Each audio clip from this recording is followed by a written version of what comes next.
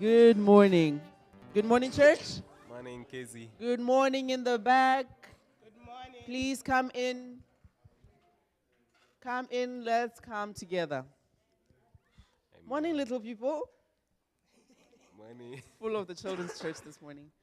It is good to be together. Amen. You know, this morning I was seeking the Lord, and a verse from a song came up. It was, I come expecting Jesus to meet me in this place, you know?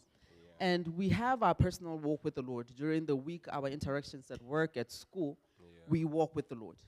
But what is so important about us gathering together and coming together? The youth were at camp. I'm sure it was different when you were with other youth who love the Lord, and the experience of God in community is different from when we are alone in our individual walk with the Lord.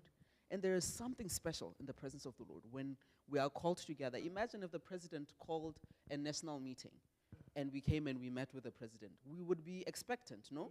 He has called us. There's something he must be wanting to share.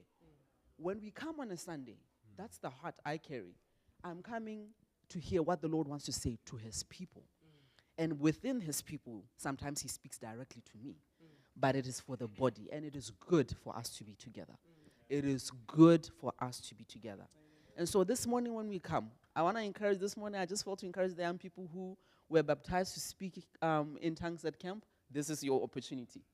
This is where you can come now and pray. Pray in the Spirit. It's a wonderful gift that the Lord has given us, and in the body, it edifies us. It is a wonderful thing. For us, moms and dads, we have issues that we carry. We lay them down. We want to hear what is the Lord saying. Amen.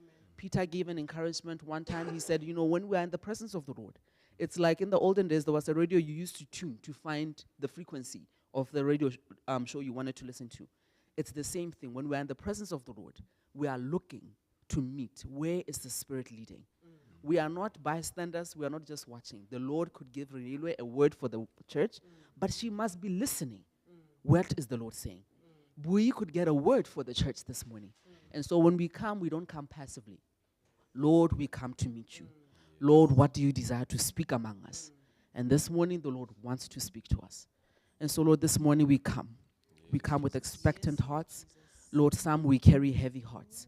Lord, some we have a lot of questions. Lord, some we need strength from you to carry through the things you have spoken to us at camp. And so this morning, Lord, we come with hearts open wide. Father, won't you speak to us? Lord, won't you come in our midst, Lord? That today when we leave, we would have a testimony. We have met with the King of Kings. We have known, we have felt his heart. And so this morning, Lord, prepare our hearts. I pray that, Father, you still our minds, Lord. That, Father, all things we lay before the throne. And, Father, we come and we meet with you this morning. Lord, we thank you. Yes, Lord. We can stand to our feet. We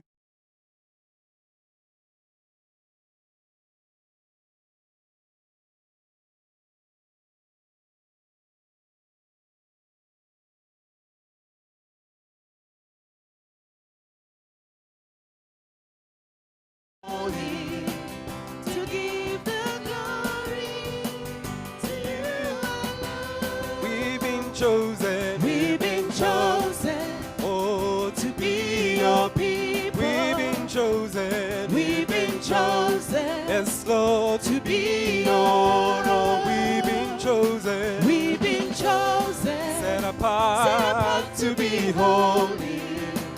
to give the glory to you. Oh, receive the glory. Receive the glory, Receive the honor. Receive our worship and our praise. Oh yes, receive the glory. Receive the honor.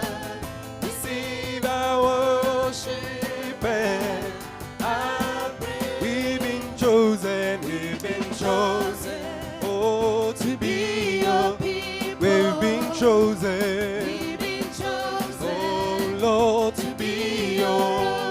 We've been chosen. we've been chosen, Set apart to be holy. set apart to be holy, to give the glory to you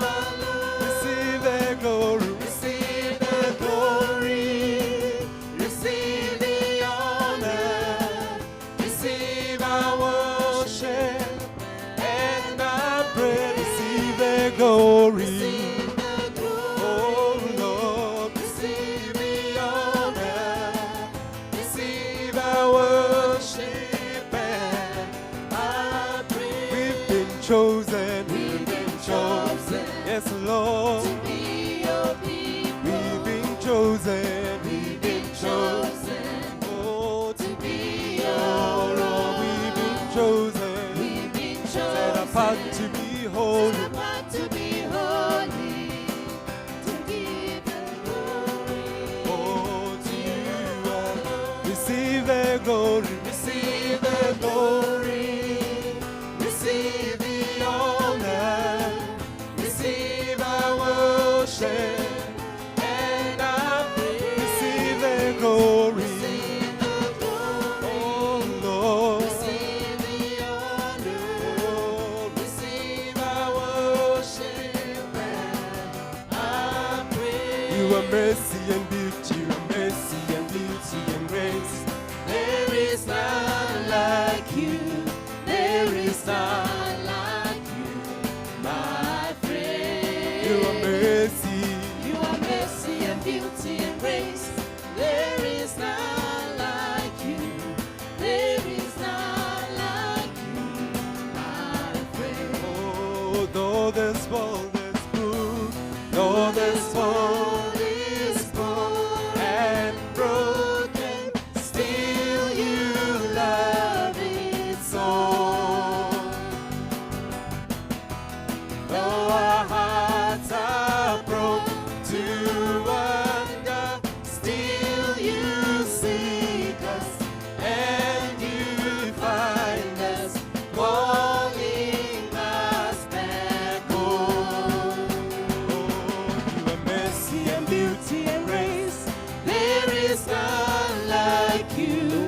There is none like you, my friend. You are mercy and beauty and grace. There is none like you. There is none like you, my friend. Though this world is poor and broken, still you love it so. Though our hearts are prone to wander, still you seek us and you find us, calling us back home. And the God who's mighty, The God who is mighty to save. oh, There is none like you. nobody like There you, is Lord. none like you, my friend. You're the one, Lord, you're the one who is conquered the grave. Yes, there is none like you. There is none like you, my friend. And the wonders of creation, and the Wonders of creation, formed and found in you.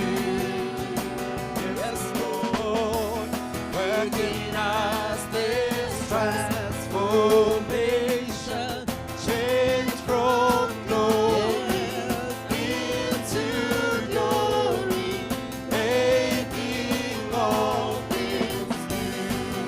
oh yes, Lord, fulfill and dispense with the praise. There is none like you.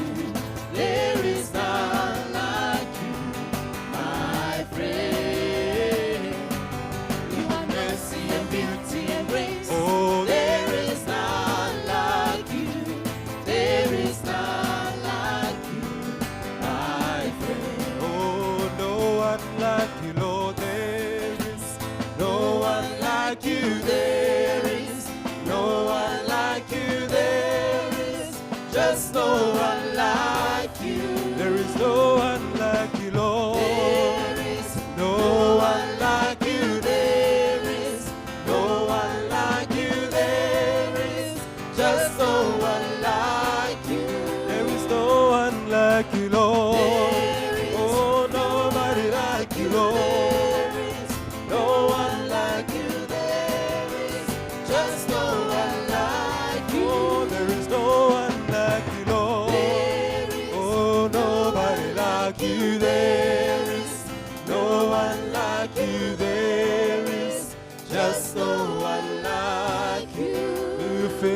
this place, you fill up this place with your praise. There is none like you. There is none like you, my friend. You are mercy, You are mercy and beauty and grace. There is none like you. There is none like you, my Lord. Hallelujah. No one like you, Lord. Hallelujah. Thank you, Father. Oh, we worship you, Lord. Thank you, Lord. Thank you, Lord. Oh, yes, Jesus. We worship you, Father. Let's worship him, brothers and sisters. Hallelujah. Oh, there is no one like you. There is no one like you. There is just no one like you. oh, no one like you, Lord.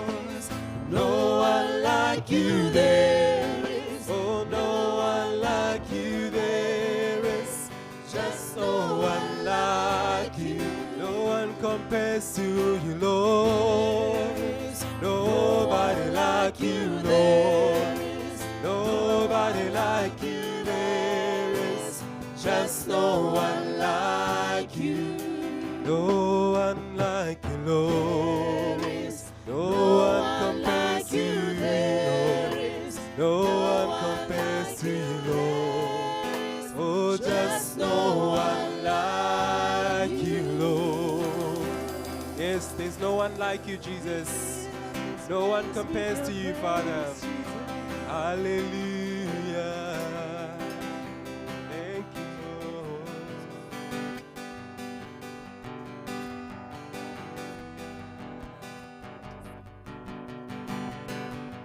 Lift up his name within the sanctuary. Lift up his name among the people who are gathered here to sing his praise. Who are gathered here to sing his praise. Holy, Holy is our God. oh, Holy is your name. Mighty are your words and deeds, and wondrous are your ways. All that you have made, Lord, shall return and give you glory, Lord. lift up his name Lift up his name within the sanctuary. Lift up his name among the people who are gathered here to sing his praise. yes, Lord. Who are gathered here to sing his praise. Holy, Holy is our God. yes, Lord. Holy is your name. Oh, Mighty are your words and deeds, and wondrous are your ways. All that you have made shall return and give you glory, Lord. the earth, the sky, The earth, the skies, the sea and all within them, this universe, beyond the sight of mortal man, all subject to his reign. all creation, All creation, subject to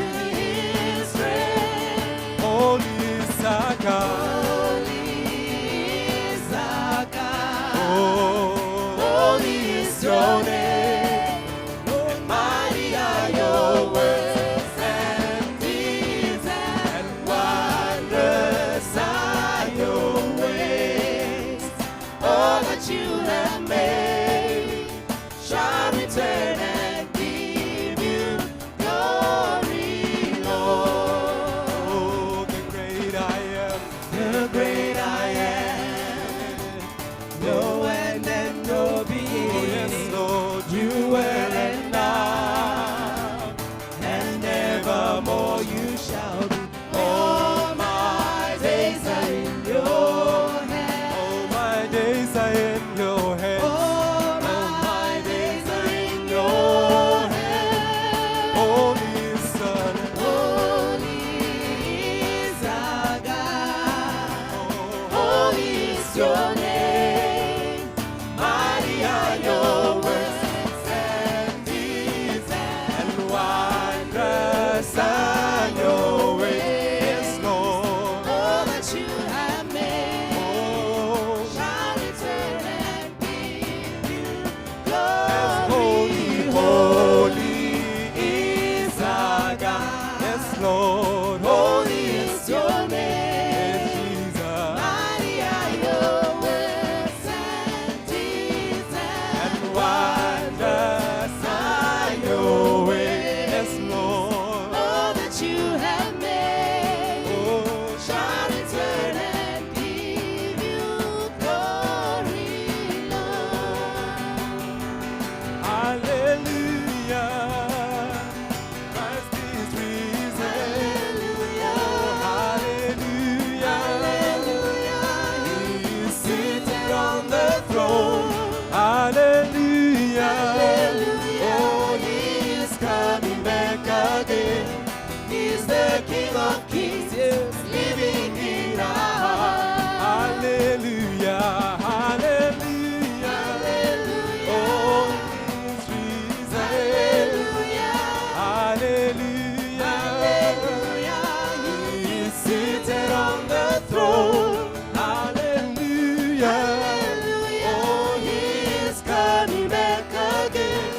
He's the King of Kings, living in our hearts. Have you heard? Have you heard This good news that a Savior has come, that He's given His life and is living in Have you our hearts. heard Have you heard that this in good freedom that has true come? freedom has come through the Son of God and His life for us? We can live forevermore. Oh, hallelujah. Hallelujah. Christ is risen. Hallelujah. Hallelujah. Hallelujah.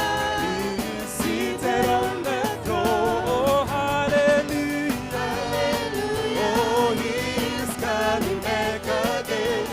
He's the King of Kings, living in our hearts. Have you heard Have you heard this that good in news? confidence That in confidence we come oh, and can enter the courts of the oh, have you heard Have you heard this that good our news? sins he forgave That our sins He forgives. when he died on When the He cross? died on the cross, It was once for all. and we can all rejoice. Oh, hallelujah. Hallelujah. Oh, Christ is risen. Hallelujah. Oh, hallelujah.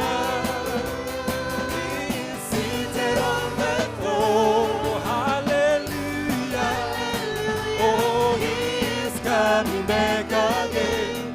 He's the King of Kings, living in our Oh, have you heard? Have you Oh, heard that this in good news? confidence. That in confidence we come Oh, and can enter enter the the courts. courts of the Have you Almighty heard God. Have you heard this that our good sins he news? forgave? That our sins He Died on the forgives. cross. When He died on the cross, it was once for all. And now we can all rejoice. Oh, hallelujah. Hallelujah. Christ is risen. Hallelujah. Hallelujah. Hallelujah. He is Seated on the throne. Hallelujah. Hallelujah. He is coming back again. He's the King of Kings, living in our Oh, hallelujah. Hallelujah. Hallelujah. Oh, Christ is risen. Hallelujah. Hallelujah. He is seated on the throne. Hallelujah. Hallelujah. Oh, He is coming back He's the King of Kings, yet living in our heart. He's the King of Kings, He's Lord. the King of Kings, And He's living in our heart. He's the King of Kings, Lord. Oh, and He's living in our heart. Hallelujah. Thank you, Jesus. We bless your name, Lord. We worship you, Jesus. Brothers and sisters, the joy that we can have, you and I, the joy that we can have is how God, Jesus, has dealt with sin in our lives. How Jesus has dealt with the condemnation of sin in our lives.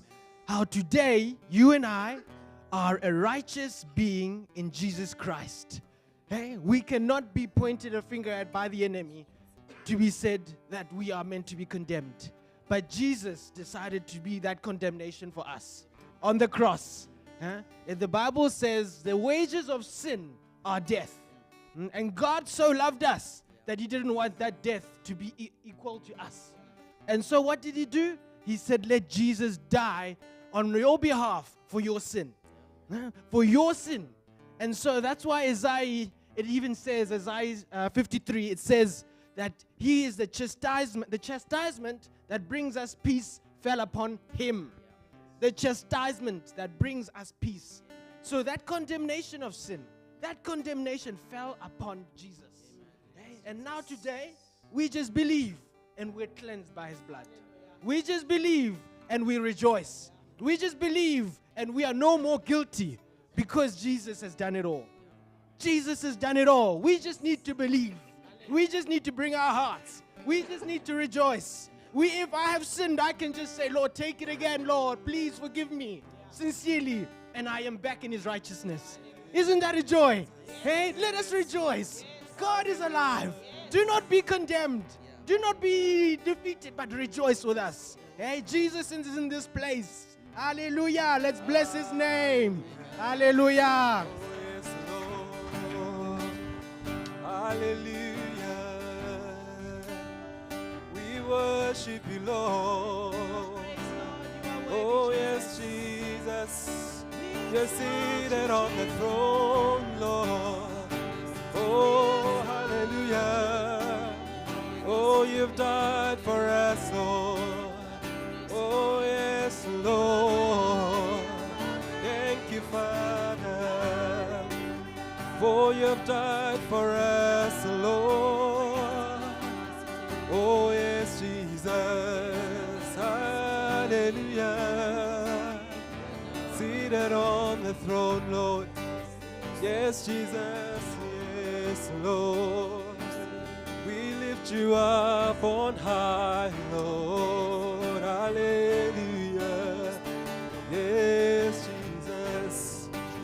Yes, Jesus, you died for us. Thank you, Lord. Yes, Jesus. You paid the price for us, Jesus. Hallelujah. Oh, you died and you rose again, Lord. Yes, Jesus, you died for us, Lord. Thank you, Father. Oh, and you live again. Oh, hallelujah. Oh, yes, Jesus, you truly live within our hearts. Oh, hallelujah. Oh, hallelujah.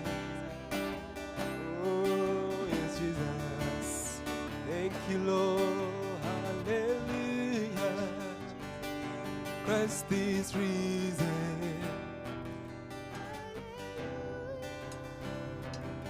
He is seated on the throne. Hallelujah. Oh, He's coming back again. He's the King of Kings, living in our hearts. Oh, hallelujah. Hallelujah. You are risen. Hallelujah. He's seated on the throne. Hallelujah.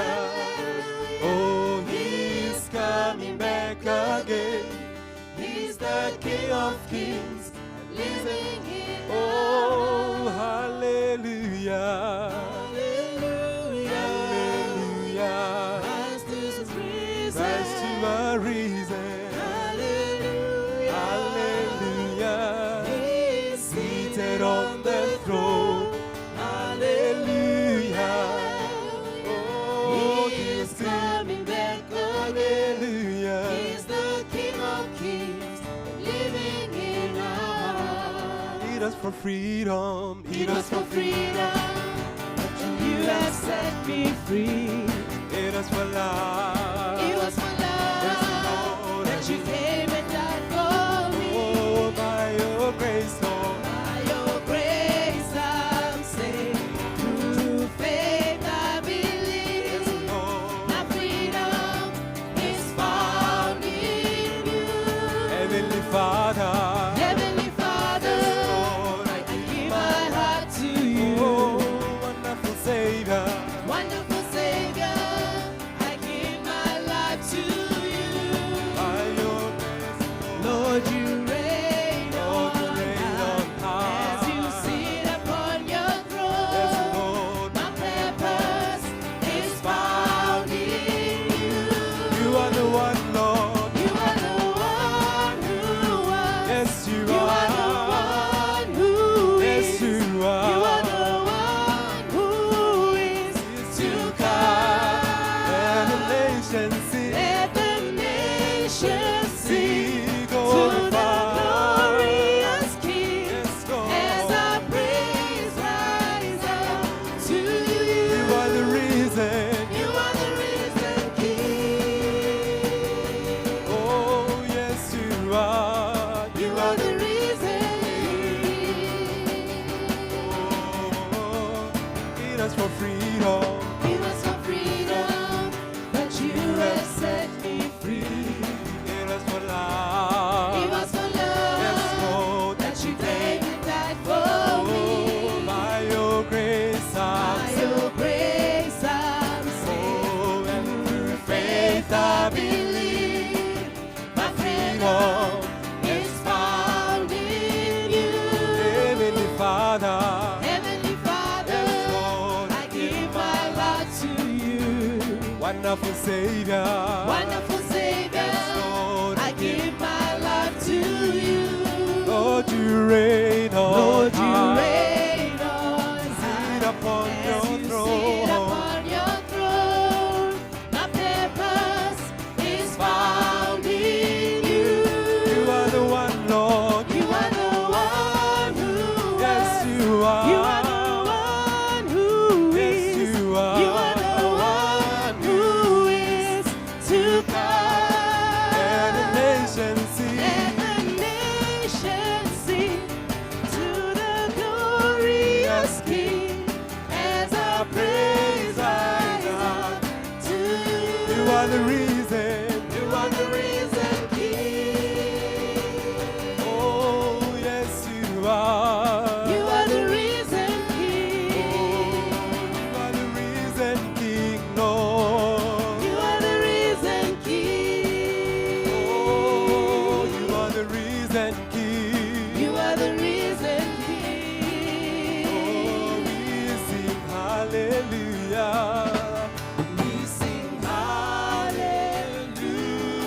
hallelujah to the one who sits upon the throne. Yes, we sing. We sing hallelujah To the one who died. one who died to set us free. We sing to you. Hallelujah To the one who sits on the throne. one who sits upon the throne. Oh, yes, we sing, we We sing. sing hallelujah To the one who died. one who died to set us free. Oh, we sing hallelujah. We We sing hallelujah to the one who sits on the throne. one who sits upon the throne. Yes, we sing, we We sing. sing hallelujah one who To died. the one who died to set us free. Oh, you are the one, Lord. You are the one who was. You are the one who is. You are the one who is to come. Let the nations sing. Let the nations sing. Oh, to the glorious King, as our praise rises up. Oh, you are the risen King. Oh, yes, you are. You are the risen King. You are the risen King, Lord. You are the risen King. Oh, yes, Jesus. you are. You are the risen King. You are the risen King, Lord. You are the risen King. Yes, you are. Yes, Jesus. You are the risen King. Hallelujah. You are the risen King. Hallelujah. We bless you, Jesus. Oh, yes, Jesus. We bless your name. Hallelujah. You are the risen King, Lord. Yes, Jesus, Lord. You are the one who was and who is to come. Hallelujah. You are the risen King, Lord. Yes, Yes, Jesus. You died for our freedom, you Lord. are worthy of our Oh, praise. hallelujah. You are You are worthy the of our risen worship, King. Jesus. Hallelujah. We bless your name. Oh, we worship you, Lord. We bless your name, Jesus. Oh, we worship you, Lord. Christ the Lord, I place my trust and find my glory in the power of your cross. In every victory, let it be said of me. source of strength, My source of hope. is Christ alone. In Christ the Lord, In Christ alone, I place my trust and find my glory in the power of the cross. In every victory, let it be said of me, my source of strength, my source of hope is Christ alone. oh, in Christ the Lord, Christ alone, yes, Lord, I place my trust hallelujah. and find my glory in the power of the cross. Oh, In every victory, let it be said of me, my source of strength, my source of hope, my source of strength, my source of strength, my source of hope, my source of hope, my source of strength, my source of strength, source of hope, my source of hope is Christ alone. every victory, in every victory, Let it be said of me, my source of strength, my source of hope is Christ alone.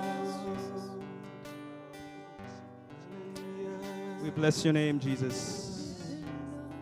We give you all the praise, Lord, for all you have done. Lord, if it was not of you, Lord Jesus, we would have died in our sin. We would have died in our mess, Lord.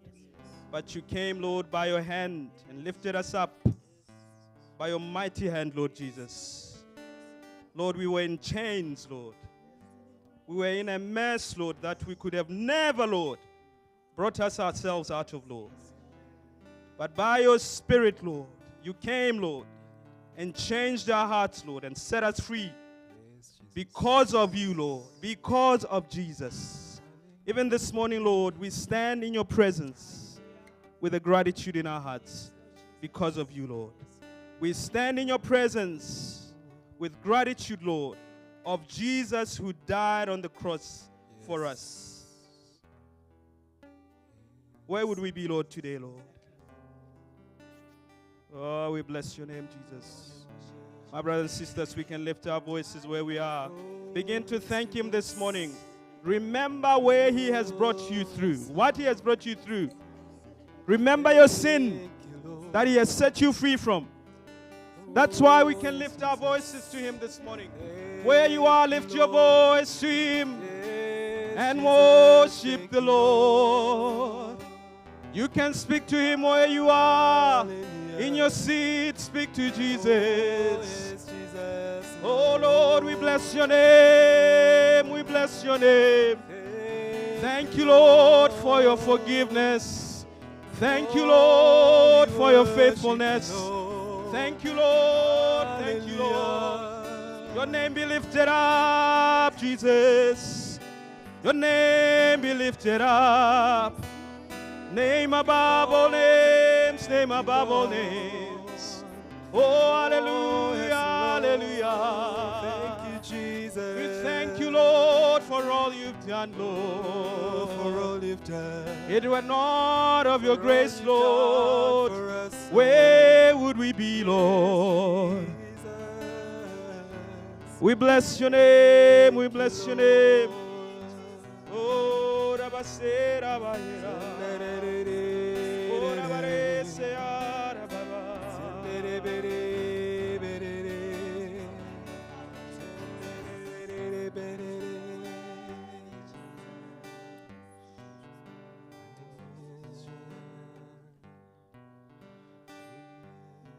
For you stand in my presence, says the Lord, and you hear about my freedom. Yet in your heart, you know you have gone back to the things that I myself have set you free from. There is no joy in your heart to lift up your voice and rejoice, because somewhere your heart has been tainted by the very things that I, the Lord, has set you free. But this morning, I want you to come closer to my presence, says the Lord. Remember where you have come from. Remember my hand. Strengthen the things that are feeble in your life. Come to my presence, for in my presence there is freedom. For in my presence there is forgiveness. In my presence there is healing. In my presence there is restoration. How long will you stay in your mess, says the Lord? How long will you stay in a place of darkness? Rise up, for I have set you free. Rise up, for I have given you light. Rise up from the darkness in which you are standing in, and I will give you a refreshing that comes from my presence. You will enjoy my presence, for I will walk with you. Do not be like Adam. Do not be like Adam, who, when have sinned, he went back to hide again. But come from where you are, for I have given you freedom and forgiveness. Come and receive my forgiveness. Come and come and receive my forgiveness. Oh, Jesus, we bless you, Lord. We bless you, Lord. We bless you, Lord. You know, my brothers and sisters, today I'm reminded of Jesus. He went into the temple. He found in the temple the money changers, people who were doing trade, and they were doing all kinds of things in the temple. Then he takes a whip and cleans the temple. In those days, it was a physical temple. But Today in the new covenant, who are the temple? Me and you. Yeah. And even today, Jesus wants to come into that temple. Yes. He will not use a whip because we are under grace. But he will plead with you today and say, my son, my daughter, remove all the things that do not belong in my temple. Yes. I want to set you free. I want to bring back the holiness that I myself have purchased for you on the cross. But he will not force his hand. He will not. He will not force his hand. He gives us a choice to choose. And I can feel this morning that there are people, you have lost your joy in the Lord. The Lord has set you free from sin. You find yourself again back into that sin.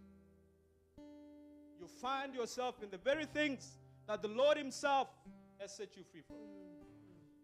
It's hard for you to even lift up your hands and say thank you.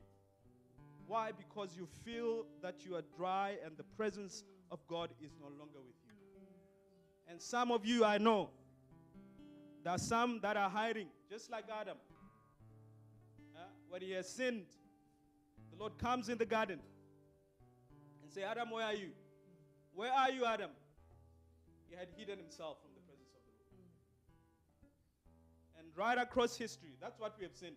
Every time when we sin, we want to hide from the presence of the Lord. We want to hide from those that we walk with in the Christian faith. But the Lord this morning says, I want to bring freedom. Yes. I want to bring restoration. Hallelujah. I want you to walk again with me. Hallelujah. But I will not force your hand. Yes. I will not force your hand. So this morning I want us to continue and sing and worship. And if there's someone like that who finds himself in a hole of sin, come. Come. Let's trust the Lord. We can pray for you. The brothers are here. We'll trust the Lord for you, that the Lord may restore you back again to the place where you walked with him. Amen. Let's continue and worship that song. Let's worship. Oh, we bless your name. Hallelujah. Oh, we worship you. You set the captives free.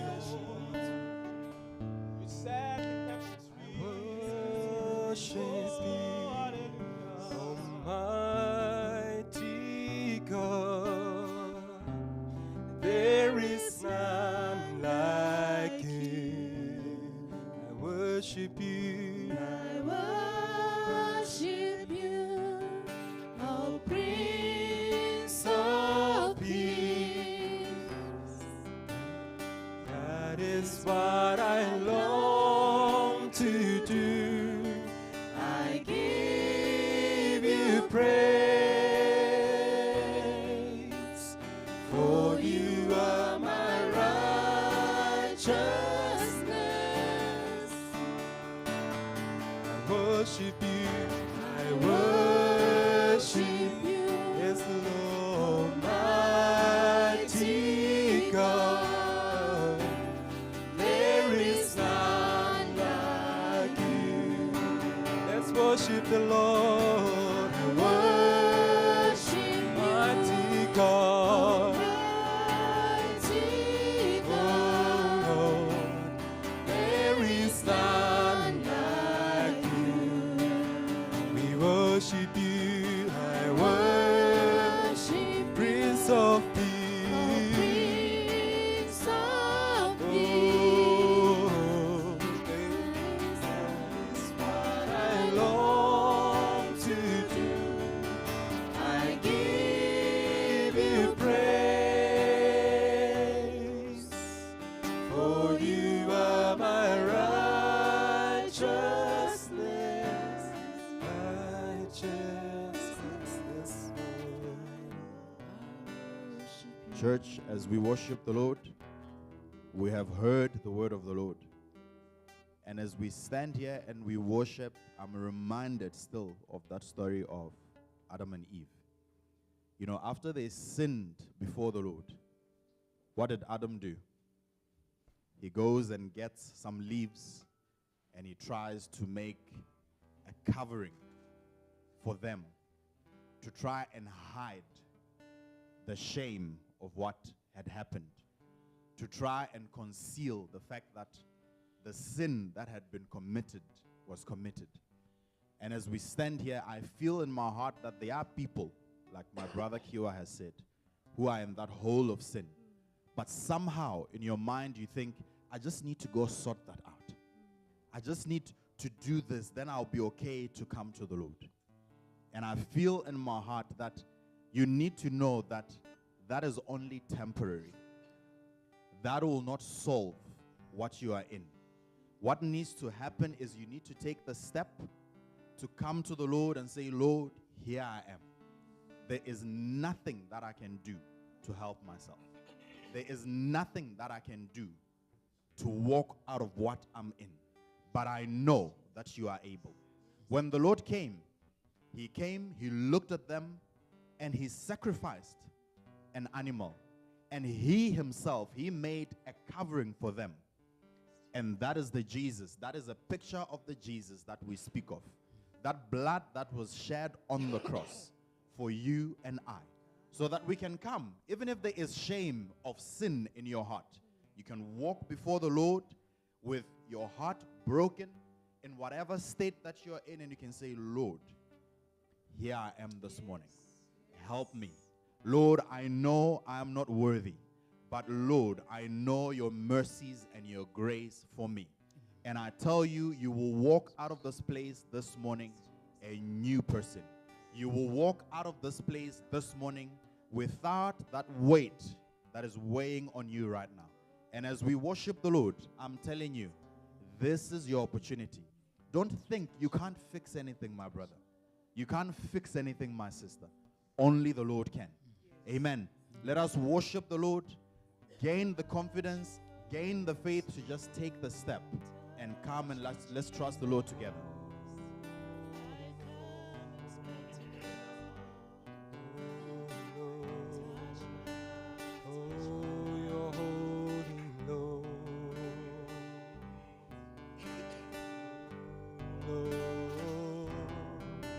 You are holy, Jesus.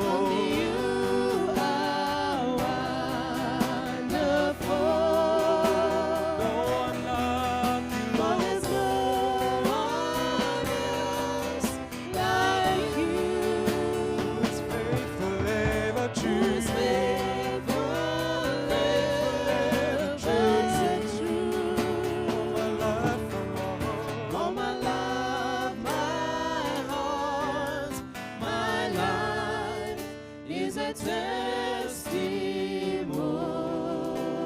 testimony. Sing you are holy. Only you are holy.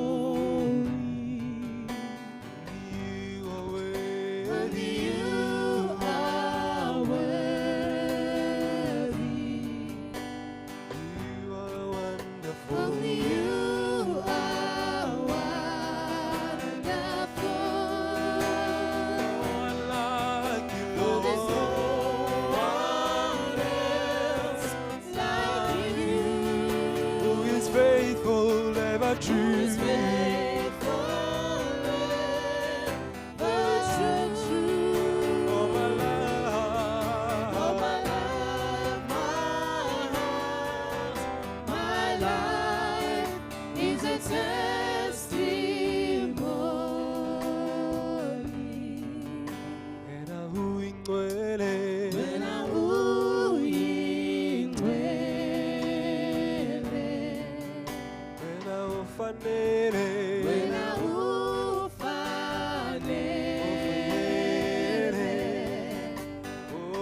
Uphakeme. Wena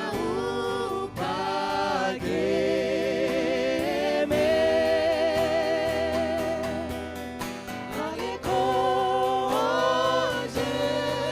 njengawe.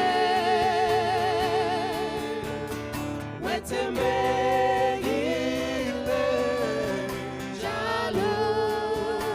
Impilo yami.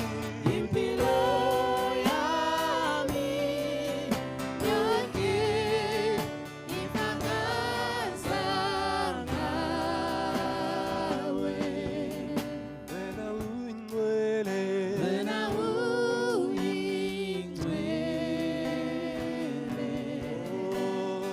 Ufanele. Wena ufanele.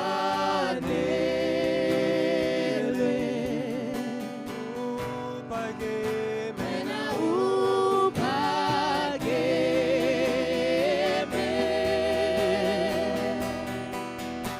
Akekho njengawe.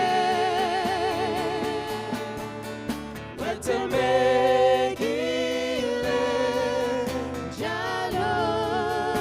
Impilo yami. Impilo yami yonke ifakaza ngawe.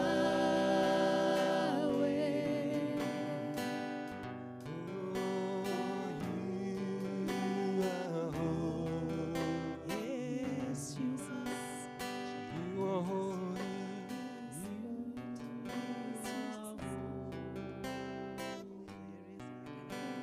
I just have an image of someone with a heart problem and their heart can't beat. So the Lord takes his hand and puts it upon their heart and squeezes the heart for them and makes the heart beat for them so that the blood in their body can flow and so that they may get oxygen everywhere so that they may have life and so that their body may be able to work. And I just feel the Lord saying that without me, without my hand upon your life, you do not have life. You are nothing without me. For I hold your life in my hands. I know the plans that I have for your life. So do not worry about what will happen to you. Do not worry what will happen about the situations that you have in your life. For my hand is upon you, and I will never let you go.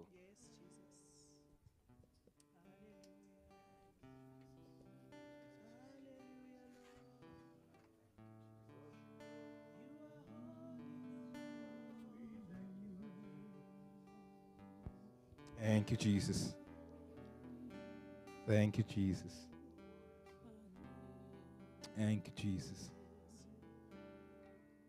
While we are still in the spirit of worship, let us bring our offering before the Lord. And just before we bring our offering, you know,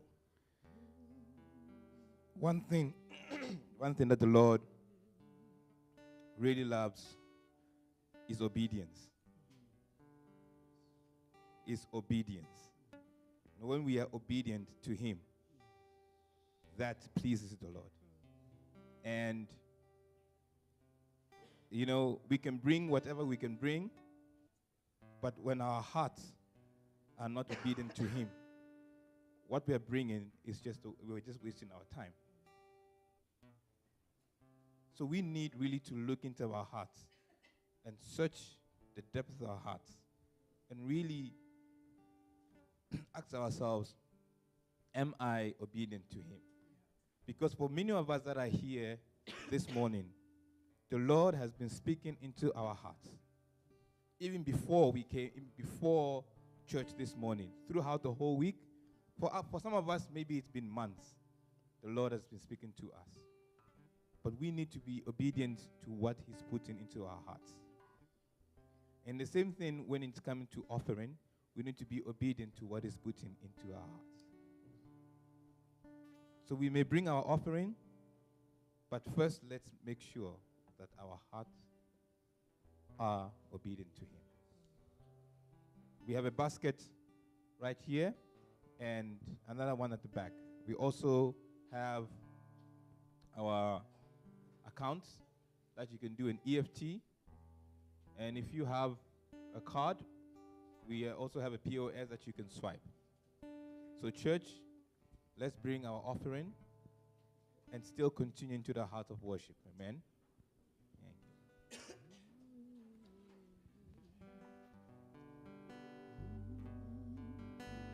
Lord, we come to lift you up, praise and lift you up. Everything will lift you up. Your name is high. Your name is higher than the heavens, greater than the nations. Jesus, Lord, we come to lift you up, Lord. Lord, we come to lift you up. Give you praise and lift you up. Everything will lift you up. Oh, your name is higher. Your name is higher than the heavens, greater than the nations. Jesus, and Lord, we come to lift you up, Lord. Lord, we come to lift you up. Give you praise and lift you up. Praise will lift you up. Everything will lift you up. Everything will lift you up. Oh, your name is higher. Your name is higher than the greater than the nations. Greater than the nations. Oh, Jesus, name is higher. Greater than the nations. Greater than the nations. Oh, Jesus. Oh, your name is higher. Your name is higher than the heavens. Greater than the nations. Oh, Jesus.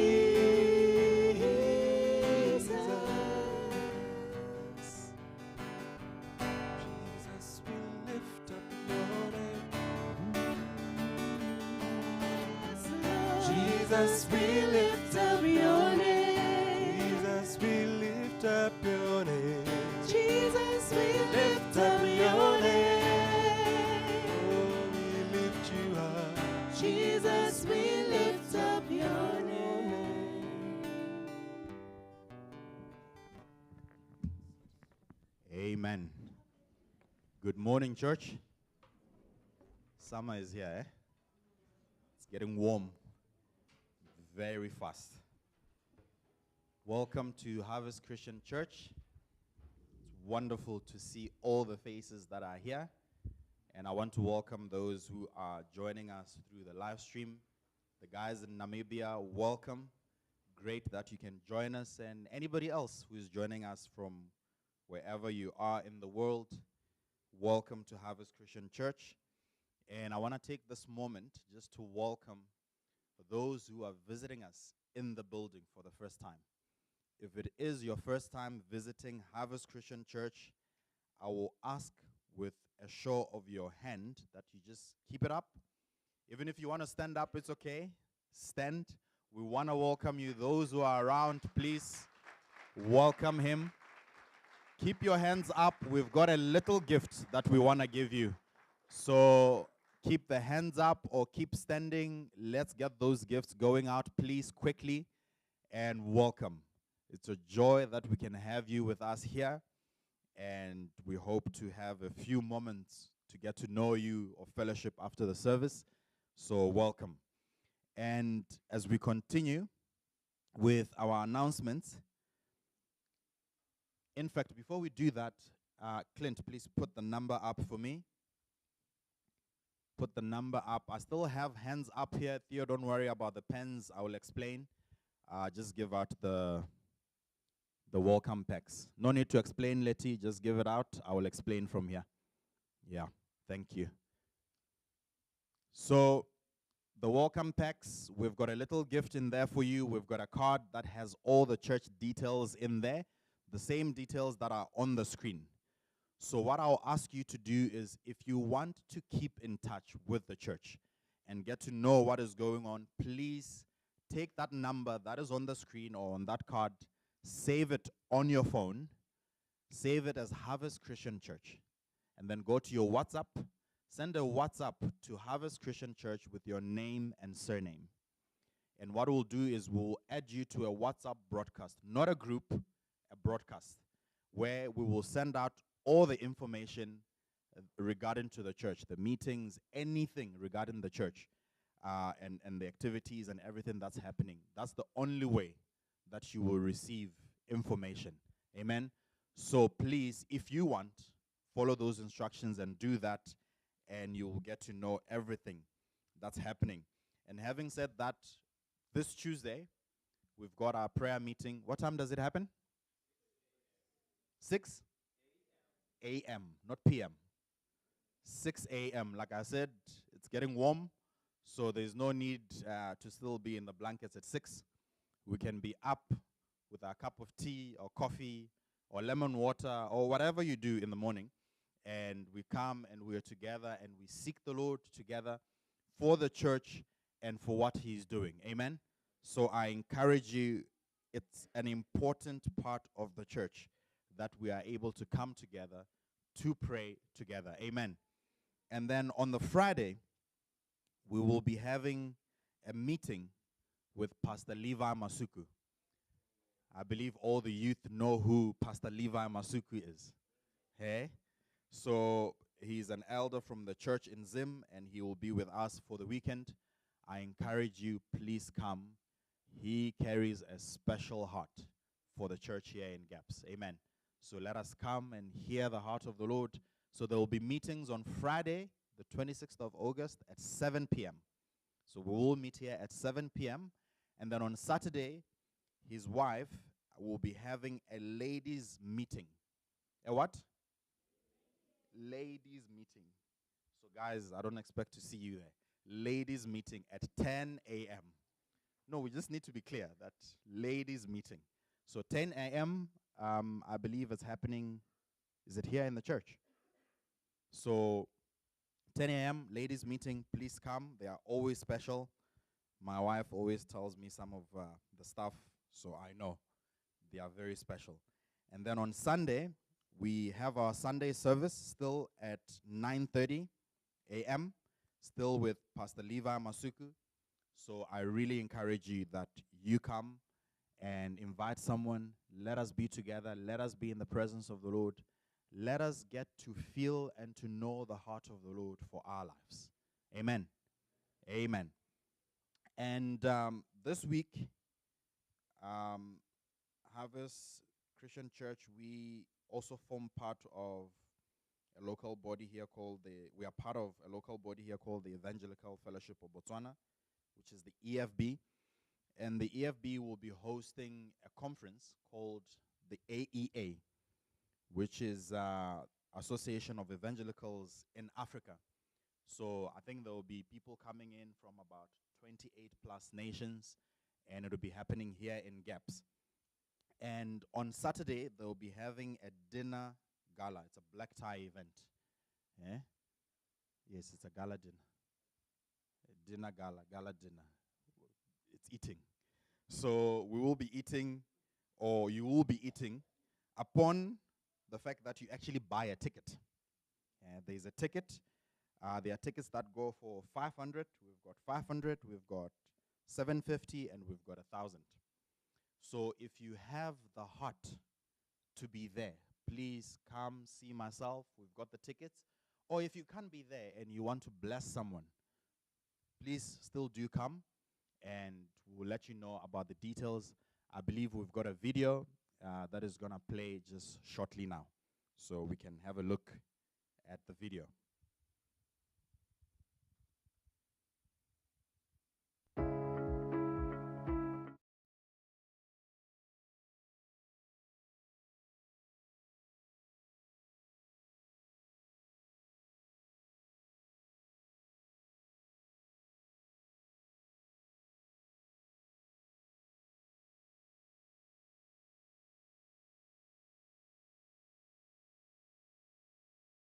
Imagine, we are having people from French-speaking countries, Portuguese-speaking countries to come into our country. So we invite you to bring friends, to bring fellow countrymen, to bring everyone that we may invite to attend such a wonderful gala dinner in our country. This is the first time for this thing to happen. So we are looking forward to every year. Hello everybody. I might not be able to attend the dinner, but guess what? I've sponsored people because I'm a busy lady. I've sponsored people because I know this dinner is very important. You can imagine more than 28 countries of Africa will be represented. As young adults, the future belongs to us. We can't afford to miss this opportunity to attend this exquisite black tie event. I have my ticket. Do you have your ticket? Masadi ke tabe ya setšhaba. Ke mo Kriste. A Christian woman. I want to tell you that the ticket. Buy your ticket. Don't miss it. Buy it for your relative, your friend, your colleagues, whoever is important to you. And we want everybody to buy a ticket. I've bought a ticket. Why not you? Don't miss it. Buy the ticket. Buy the ticket. Buy a ticket. There's a lot of food. A lot of different foods. Buy the ticket!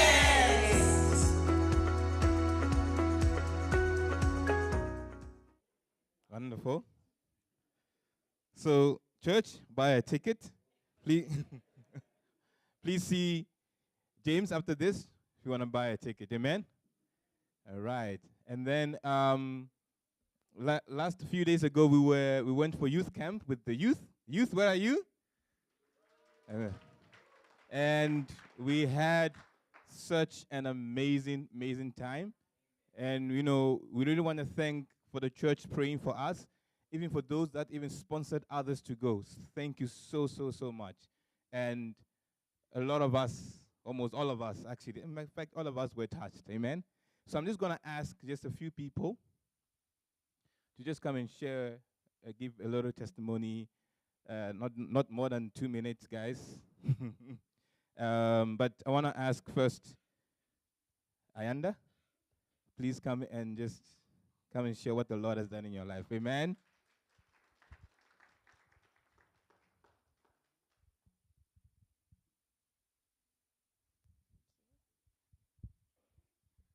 Good morning, church. My name is Ayanda Sorole, mostly known as Richie's younger niece. And I just wanted to come and share a testimony on how my first youth camp touched me and how I came back as a totally different person. Before I left, I used to be a person who I didn't forgive people easily, and I would normally dwell on my past. I would dwell on my past, and I'd be like, if you did me wrong, you have to go through consequences for me to forgive you. And it was like a whole entire procedure.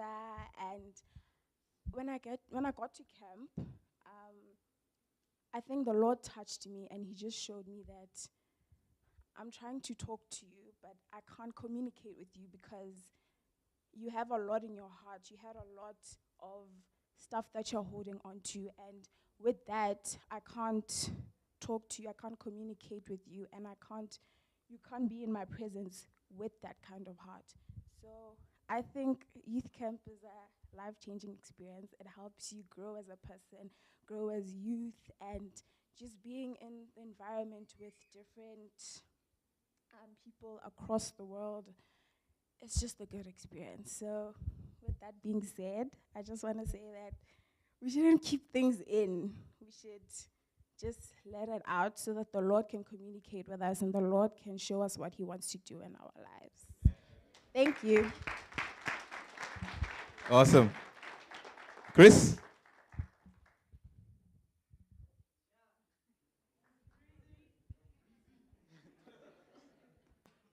Morning, church.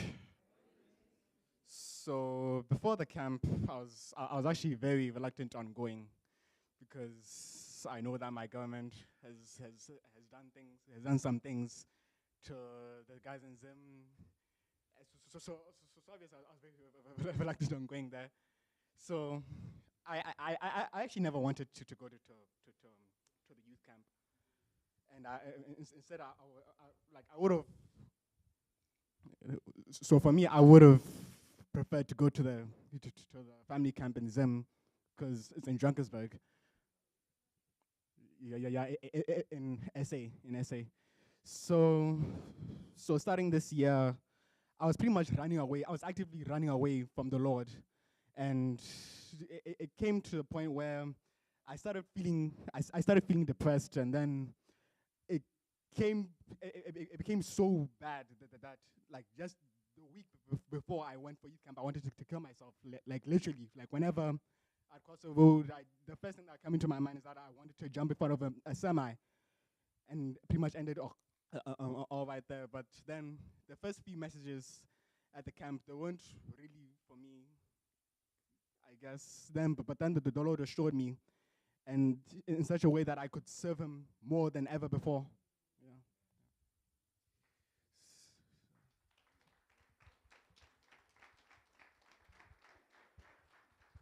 Awesome. Good stuff.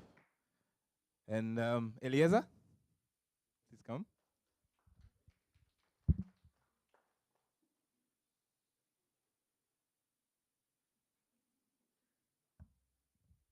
Morning, church. All right. I've been advised to keep this short and straight to the point. So let me start off with my background before coming to Harvest. In my family, I've grown up in a Christian family, but there's only one thing that I never really did. I really never understood what to be a Christian. I really didn't even take serious of what God is trying to say to me. I did not even take it hard. But then I felt like this youth camp, this is where God really just opened my eyes and seriously showed me that he's wanting to talk to me, but I've just been neglecting him. And in many different ways, he's been showing me in the most unexpected situations that he's trying to talk to me. For number one, at the border, that's where, for the first time, I really learned how to be patient.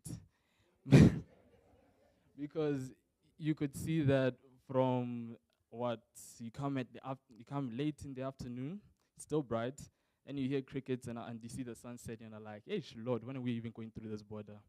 But then sooner or later, I just realized at his own time, he'll show us what he wants to do to us. It doesn't matter how long it will take, that it's his timing is the best timing. So that's when I learned that I just lift everything to him and just wait.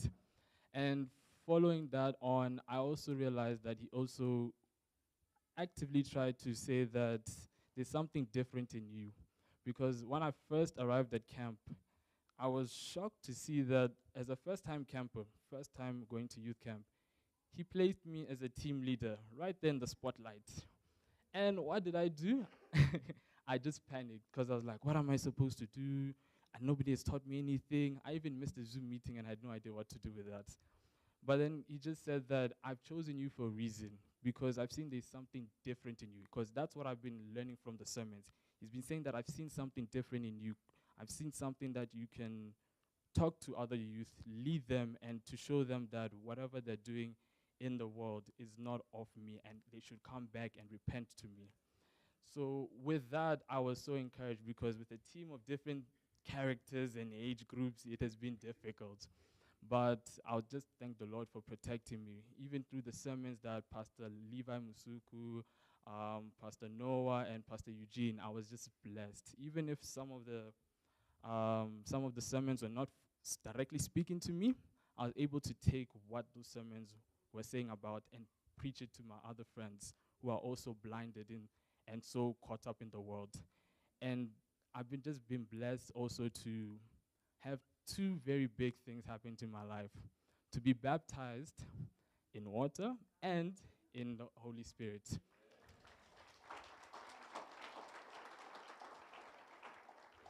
And with that, I've learned that how to pray in tongues, how to and I've learned that it's a way of communication with God, for Him to speak to you and for you to edify Him.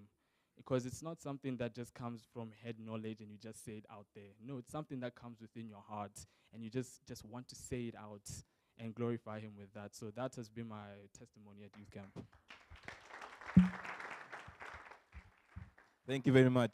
And just for the parents, please, next year, I'd like to encourage to let your kids go for youth camp. A lot of the parents, some parents actually sacrificed, and you can see what the Lord has done in their children's lives. Amen?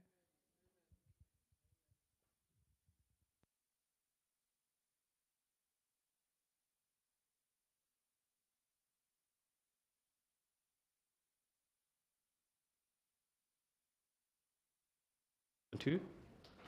Is that all right? A very good morning to everyone. It's our send greetings from Francistown, and it's really a blessing to be with you today. And I just want to say to the parents, I was with Eliezer at the border, walking and walking and walking, thinking, when are we going to cross this border? But I think it's the best investment we can ever do to our children. I'm a product of that youth camp. The Lord touched me. I was in sin. I was in rebellion in ways you cannot believe. But the Lord came and set me free and saved me by His grace. So please, next year when there's a youth camp, please, parents, invest in your children's salvation. Invest, and we'll see the faithfulness of the Lord. So just before I start, obviously with Levi Masuku, just to go on a background of Levi Masuku. When we established this church way back, Levi Masuku and Richard Langworthy were the very, very first people to come. And we can see the fruit that is there in this church. We can see the fruit in Pastor Levi's life. We can see in Pastor Bratton's life. It's because those brothers have invested the apostolic gospel that Brother Mickey has shared to us over the years. So it's key that next week we attend those meetings. And also, just with the gala dinner, we just wanted to also ask that, if possible, you can sponsor a pastor. We are wanting to sponsor 3 pastors and their wives. I think a ticket is how much, James? How much is a ticket? Yeah, around 500. So if you would like to bless one of the pastors to go, please come and see me, but with freedom.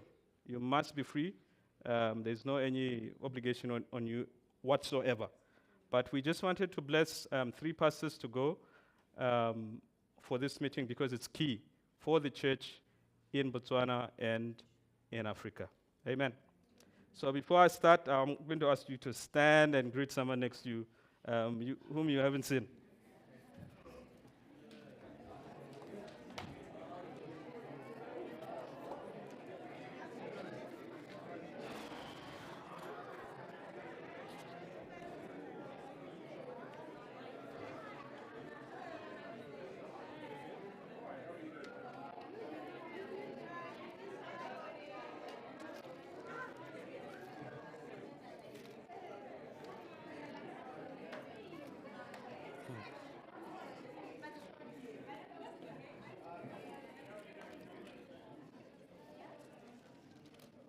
Wonderful, wonderful. Let's pray. Father, we thank you this morning. We thank you for your goodness and your grace, Lord, that you have brought us to this place this morning, Lord. You are the one who has brought us into your presence. Lord, we just want to hear from you this morning. We want to hear the voice of the Holy Spirit, Lord, speaking into each one of us, Lord Jesus. We want this word, Lord, to arise from this papacy, Lord, and come into our hearts, Lord. And I pray, Lord Jesus, that by your Spirit, Lord, you may break chains, you may set the captives free, you may bring freedom, Lord, that comes from you, Lord. So we thank you this morning. In Jesus' name we pray. Amen. You know, my brothers and sisters, I was really blessed with how things worked together this morning. I really believe that we are living in days when, if I can say, the battle lines are being drawn. I think that our Christian convictions will be tested in the near future. I believe that the world is becoming hostile to the gospel. Even in Botswana, you can feel that the atmosphere is beginning to change towards we believe and the Bible as the Word of God.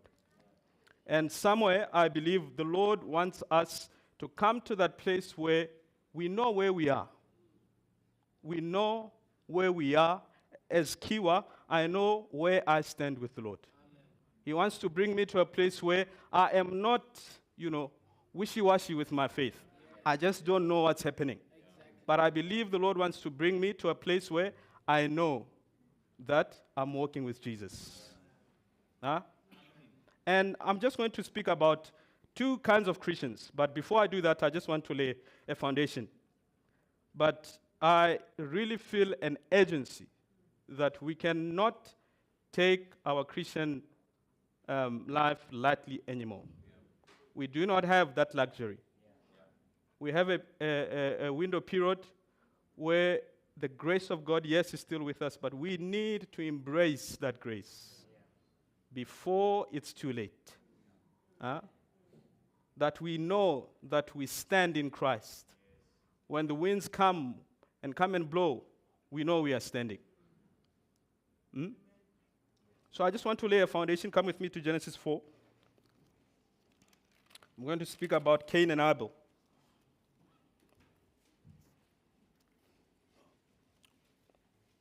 In verse 3, it says, "And in the process of time it came to pass that Cain brought an offering of the fruit of the ground to the Lord. Abel also brought of the firstborn of his flock and of their fat. And the Lord respected Abel and his offering, but he did not respect Cain and his offering. And Cain was very angry, and his countenance fell. So the Lord said to Cain, 'Why are you angry? And why has your countenance fell?'" So what happens is, they both, Abel and Cain, offer an offering to the Lord. And the Lord is pleased with Abel's offering, but he's not pleased with Cain's offering. So we need to look at that. Why was God not happy with Cain's offering? What is it? And we'll go through the scriptures just now to see. But Cain wanted to please the Lord by his own means. That's what he wanted to do. He wanted to please the Lord by his works. He wanted to bring, it's as if though he wanted favor from the Lord. I want to bring this offering so that I can impress the Lord. I can give something to show that, yes, even I myself believe in the Lord. But Abel, we'll just speak about Abel just now.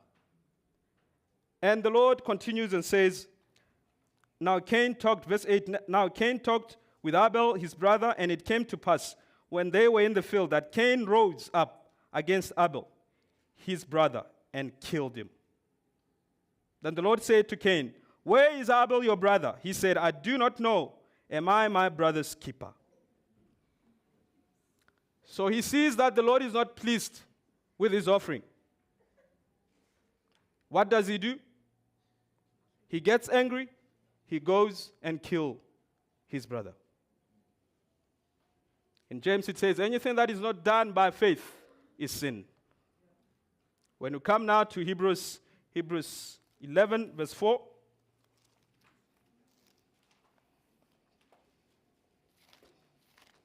Stay with me, stay with me.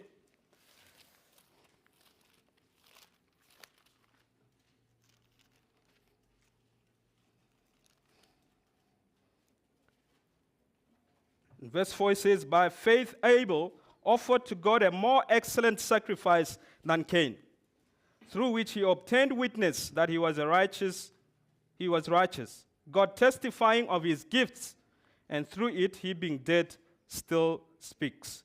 And when you go to verse 6 it says, but without faith it is impossible to please him, for he who comes to God must believe that he is, and that he is the rewarder of those who diligently seek him. So what happened is, as we have spoken, Cain was offering as if though he wanted to please the Lord with himself. But with Abel, what happens? He offers his sacrifice by faith. What does that mean? It means I am putting God first. Yes, I'm offering this gift of mine. As Khiwa was saying, you know, sometimes we can give, but in our hearts we are full of unforgiveness. The Lord does not see an offering like that. That's why in Matthew it says you put down that offering and go and make things right with your brother. So he was putting God first than his offering. And the Lord was pleased with Abel. But Cain was just offering his sacrifice just because, you know, it was a good thing, I guess. But there was no faith. The Lord is not pleased by our good works that are not mixed with faith. He's not pleased. That's why it's the dangerous thing that can ever happen in the church is religion. We do things because they have to be done. On Sunday, I come to church because I have to. I do praise and worship because I have to. Those are the sacrifice of Cain. They do not have faith. They do not have life. And I really believe, because I've been there, that many Christians today, that they just do things because they have to be done. They go to church because that's what Christians do. But in themselves, they do not have a personal relationship with Jesus. They do not have a personal relationship with Jesus. When situations come, what do? They duck. They don't know where they stand.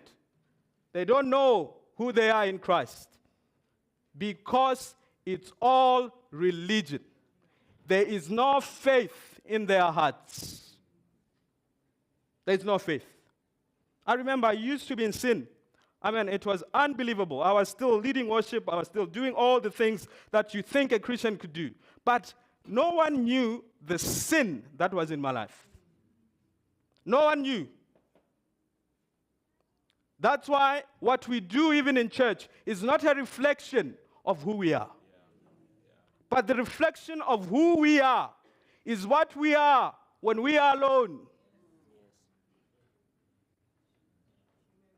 That's who you are when you are alone before the Lord. That's who you are.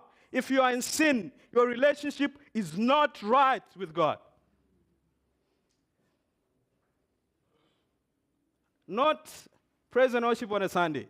I did that. I did everything a Christian could do, but I was in sin. There was death, there was no life in my life. Until I heard a message that shook me from my sin. And I said, Lord, please forgive me for all these wasted years and restore me, Lord. Amen. Huh? Those are the sacrifice of Cain. They do not please the Lord. There is no faith in your heart. When you come to church, it's just dry. You want to lift up your hands. You want to worship the Lord. It's as if though there's a wall between you and the Lord. It's because of the state of our hearts. And we see, the Lord says to Cain, if you do well, you will be, blessed. But if you do not do well, sin lies at the door. When there's no faith, there can only be sin in our lives. In James, it says, anything that is not done by faith, it's sin. When there is no life in us, we do not have faith. We are prone to our flesh. We are born again, yes, no problem. We are born again, but there is nothing that's taking place in our hearts. Because why? There is no faith. And faith grows. When the word of God comes and it grips our heart, the Lord gives us faith. But that faith must grow. If it does. So I want to speak about these two kinds of Christians. So I'm going to need 2 volunteers. Come. So I'm going to call this Cain. Okay? And this is Abel. Maybe let's come in the middle here for the camera. So this is Cain. He believes in the Lord. He loves the Lord. And there's only one problem with this Cain of mine. His flesh is very, very strong. He's in church with one leg, and the other leg is outside. Unfortunately, he's not able to grow. Why? Because he's standing in the middle. There's no faith in his heart. Why? Because he is living in his flesh. He comes to church because you have to go to church and does church things, but clearly there is no relationship with Jesus. Absolutely nothing. He sees that he has issues in his life. He has unforgiveness. Yet he is a Christian. He has sin that's growing in his life. He's short-tempered. He's all things of the flesh in him. Why? Because he's in with one leg, and with the other leg, he's out. Remember what I said? We need to be clear with where we are. So come with me to Hebrews chapter 5.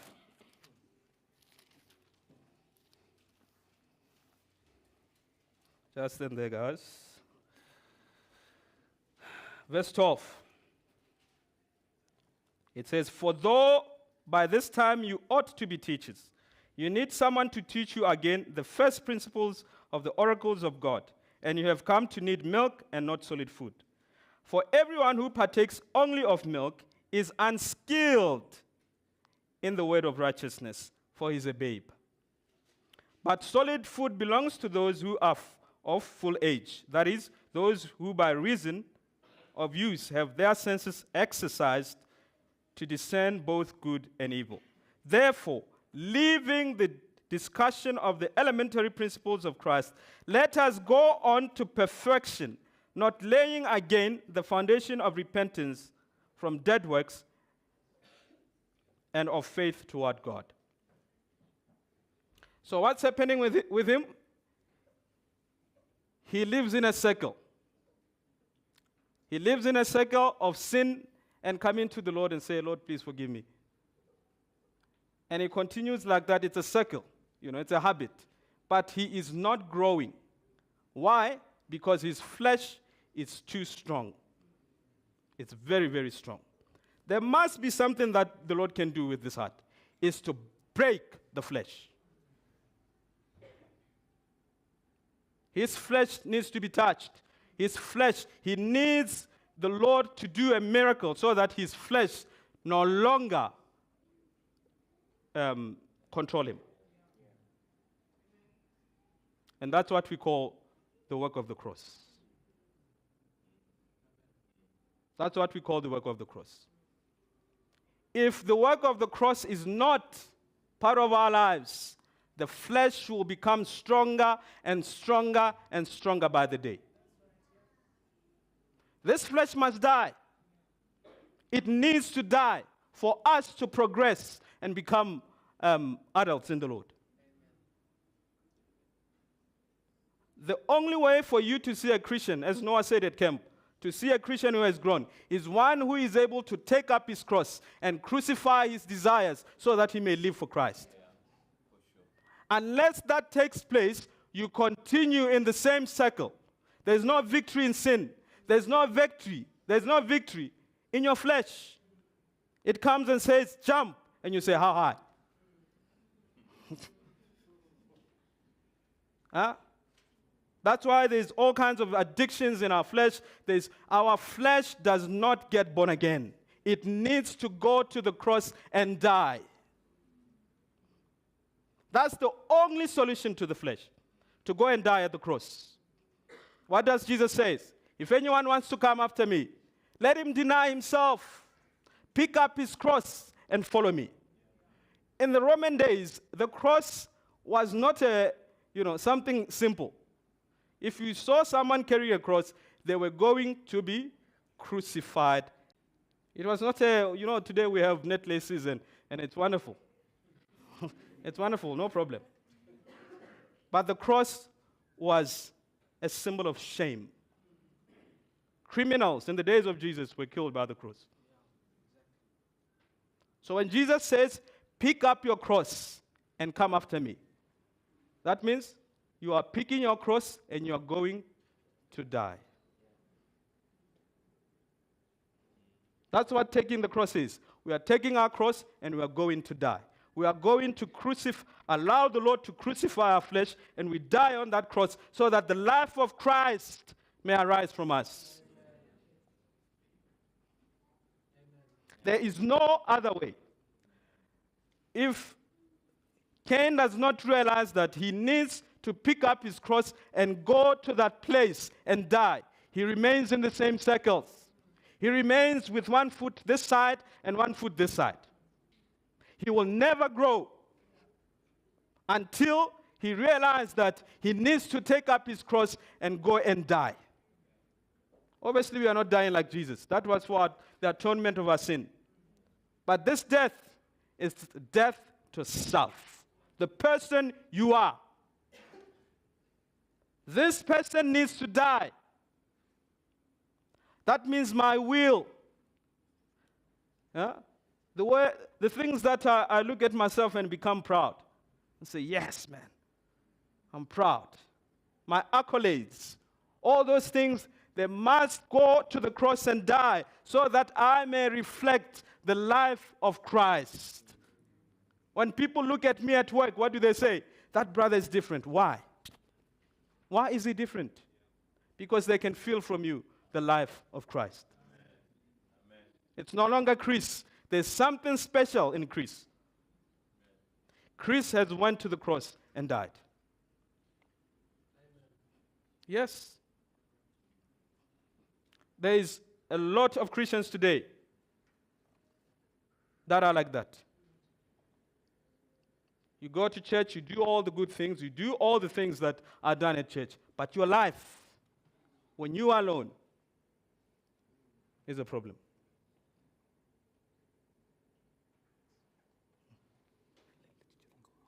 Oh, we didn't let the children go to children's church. Sorry. The children can go.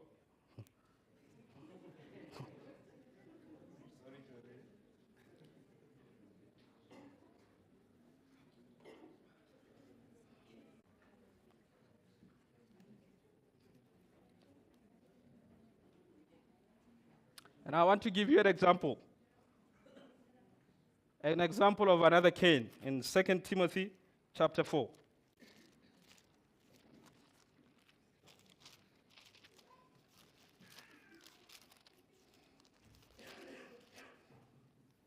You know that we are prone to fight. We always want to fight. We always want to fight. Always. Even Christians. We take ourselves, we even go to places you cannot even believe. Why is there a fight in us? Why are we fighting? Why can two Christians with an issue Why cannot they be not brought together and that issue solved? Because of self. All of them are refusing to die. But if one says, okay, you know what, my brother, I choose to forgive and let this go. You know the victory that comes from that. The forgiveness. But we are always fighting. Always fighting. I remember I used to fight. I used to believe that I'm a leader in the church, I must fight. I must make sure that I stand my ground. I need to fight. Until one brother said to me, you are very stubborn. Then suddenly, things just became clear. That the problem is me. I'm fighting. Self is very, very, very strong.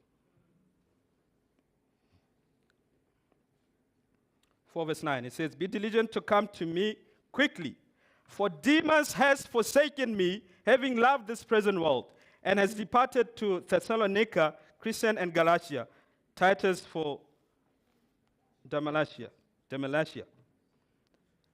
Demas had forsaken Paul because his love for the world was not dealt with at the cross. He loves the world. He was even ready to leave the call of God upon his life to preach the gospel, to go back to the world.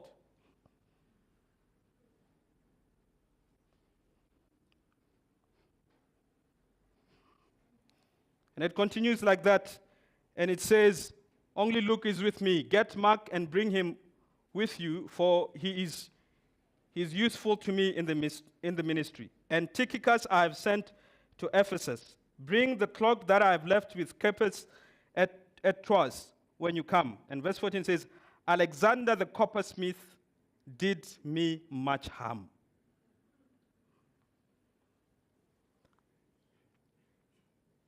These brothers have become unprofitable in the kingdom of God because their flesh was not dealt with. Demas was saved. He was a preacher of the gospel. He left Paul to go back to the world. Can you imagine that? Can you imagine that? And we can send this, oh man, it's not me. I can't do that. I can't. I cannot do that. As long as our flesh is alive, we are no different to Demas. We can live anytime. We can go. And that love of the world is part of self. We must go to the cross and allow it to die so that the life of Christ may be strong. And then we have, Chris, you can go and sit down. And then now we have our good old friend Abel. He is saved. He believes in the Lord. And then as he continues in the Lord, he realized that his flesh is a problem. What does he do? He doesn't fight. He acknowledges that he has a problem, his flesh. That's where it all begins. When you acknowledge that your flesh is too strong. When you acknowledge that you are too prone to go and sin. You are prone to fight. You are prone to do things that you know that are displeasing from the Lord. You acknowledge and realize that you are weak. It begins there. And when you are weak, he is strong. He is strong. And Abel sees the treasure that is in God. He wants to put down his life on the altar so that the Lord can break all that he has to break so that the life of Christ may arise from him. He acknowledges. He acknowledges that I'm a weak man. I don't have it all together. I don't have it all together. I don't have to go to church and pretend. I don't have to go and do Christian stuff, because it's just Christian stuff. No. He realized that I'm a broken man and I need the Lord.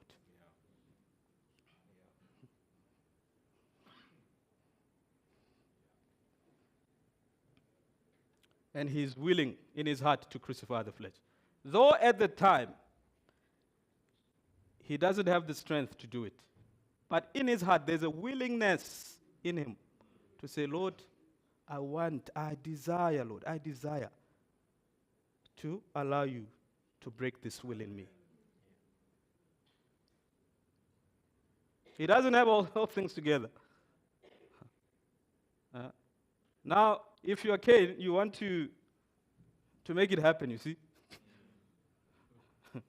But only time will prove what exactly is in your heart.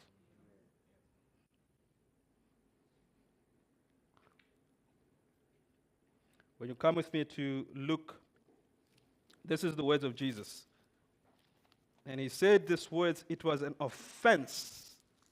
It was an offense to the crowd. Because it went above everything that you can ever think, comprehend in your own head.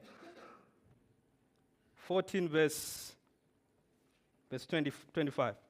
Now, great multitudes went with him, and he turned and said to them, if anyone comes to me and does not hate his father and mother, wife and children, brothers and sisters, yes, and his own life also, he cannot be my disciples. And whoever does not bear his cross and come after me cannot be my disciple. If you love all things more than Christ, Jesus says, you are not worthy to be my disciple. If you are not willing to take up your cross and follow me, you are disqualified to become my disciple. Yeah. Yeah. You see that word, the cross, again? Huh? That means I'm willing to take mine.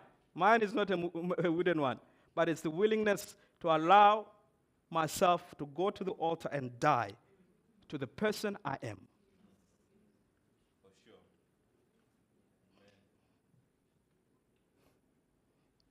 For sure. Unfortunately today, Christianity has been painted as this wonderful, wonderful thing. Wonderful, wonderful thing. But the reality is, you have to take up that cross for you to grow, to go to and die for the person you are. So that God comes first in your life. Yeah. I remember when I was sent to Francistown, everything in me said no. Why should I go to Francistown? It's a desert, man. I had already a lifestyle here, the things that I was doing, But I came to a place where I realized that if the Lord calls me to do something, whether my flesh says no, I must be willing to say, Lord, by faith, Lord. By faith, I'll say yes to you, Lord. I'll say yes to you.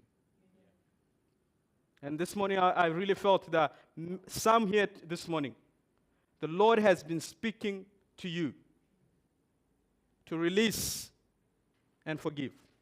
But you keep fighting. You keep fighting because you feel that you are justified. But the Lord says, I want to set you free. Put down your unforgiveness, and I will set you free, and I will give you my life.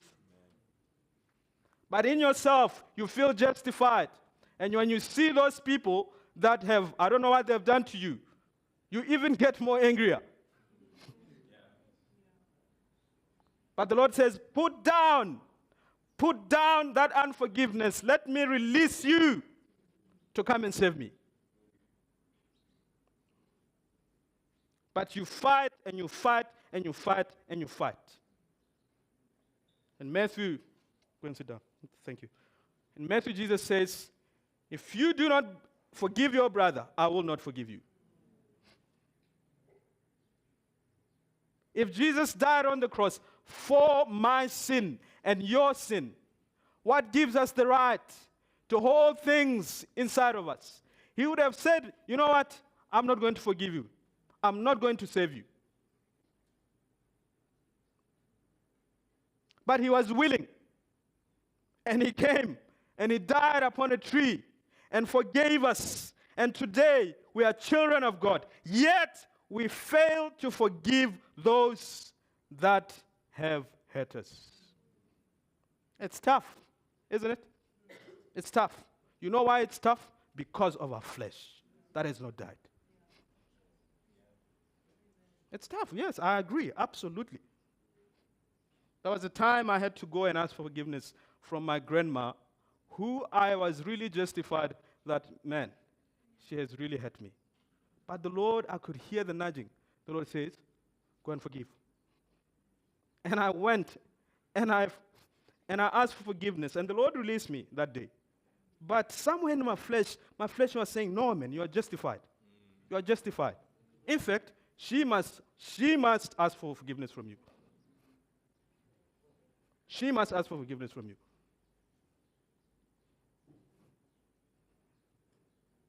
But that day, I was about to go into baptism, and I said, no ways.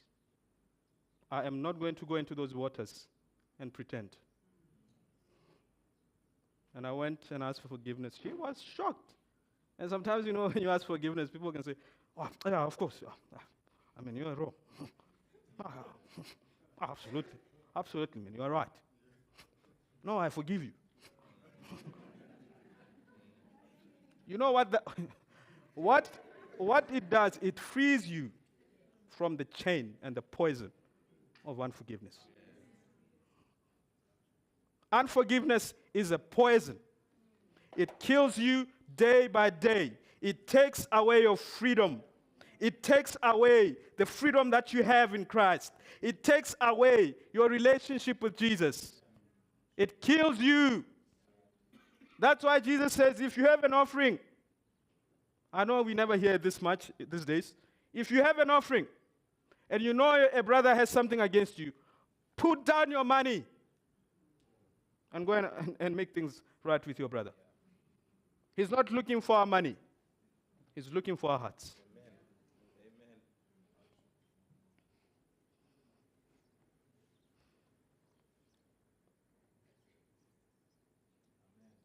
Amen. Huh? Let's continue. Come with me to 1 Corinthians. Paul has the same heart. He had just spoken about his self-denial, that he had become a Jew. For those who are Jew, when you read the whole chapter. In verse 25. No, let's start with verse 24. Chapter 9, sorry.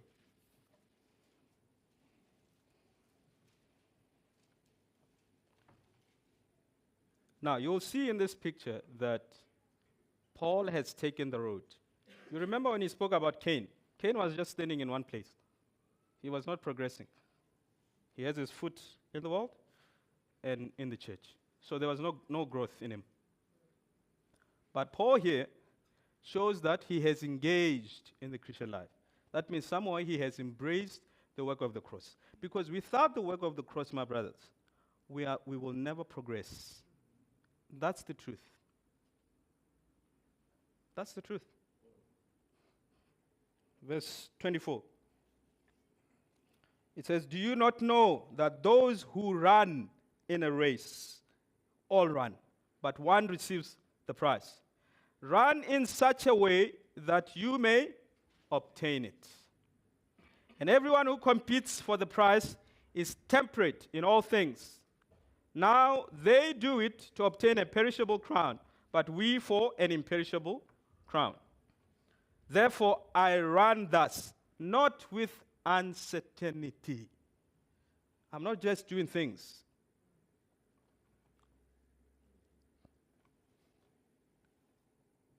Thus I fight, not as one who beats the air.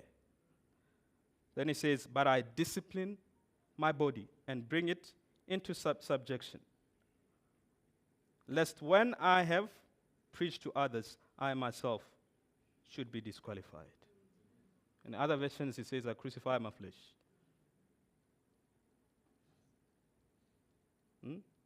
This man was determined in his heart. Determined. And when you come with me to Philippians,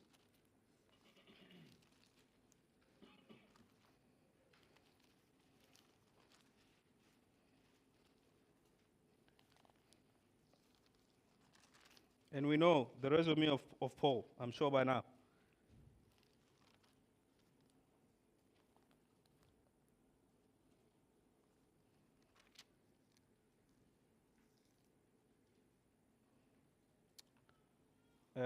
Chapter 3 and verse 4. It says, though I also might have confidence in the flesh. If anyone else thinks he may have confidence in the flesh, I am also. That's Paul. You know, Paul was a Pharisee. He was a religious man. He was the best student of the law. He was taught by one of the highest, what do you call them? Professor of those days, Gamaliel. So anyone who was taught by Gamaliel, he's, the guy. It's like everyone going to, what do you call it? Oxford or, Harvard. Yeah, that one. Can see that Oxford is not... And this is what he says. It says, if anyone has confidence in the flesh, I, says Paul. And verse 5 says, circumcised the 8th day of the stock of Israel, of the tribe of Benjamin, a Hebrew of Hebrews, concerning the law, a Pharisee. You know, Pharisees were known to be guys that kept the law to the T. Them and the scribes. And then he says, concerning zeal, persecuting the church. Concerning the righteousness which is in the law, blameless. But what things were gained to me, this I have counted loss for Christ. Yet indeed I also count all things loss for the excellence of the knowledge of Christ, Jesus my Lord, for whom I have suffered the loss of all things and count them as rubbish, that I may gain Christ. And be found in him, not having my own righteousness, which is from the law, but that which is through faith in Christ, the righteousness which is from God by faith, that I may know him and the power of his resurrection and the fellowship of his suffering, being conformed to his death, if by any means I may attain to the resurrection from the dead. He had taken all his resumes and throw them away so that they don't stand in the way of him coming to the excellence and the knowledge of Christ. He wanted to grow. He wanted to grow.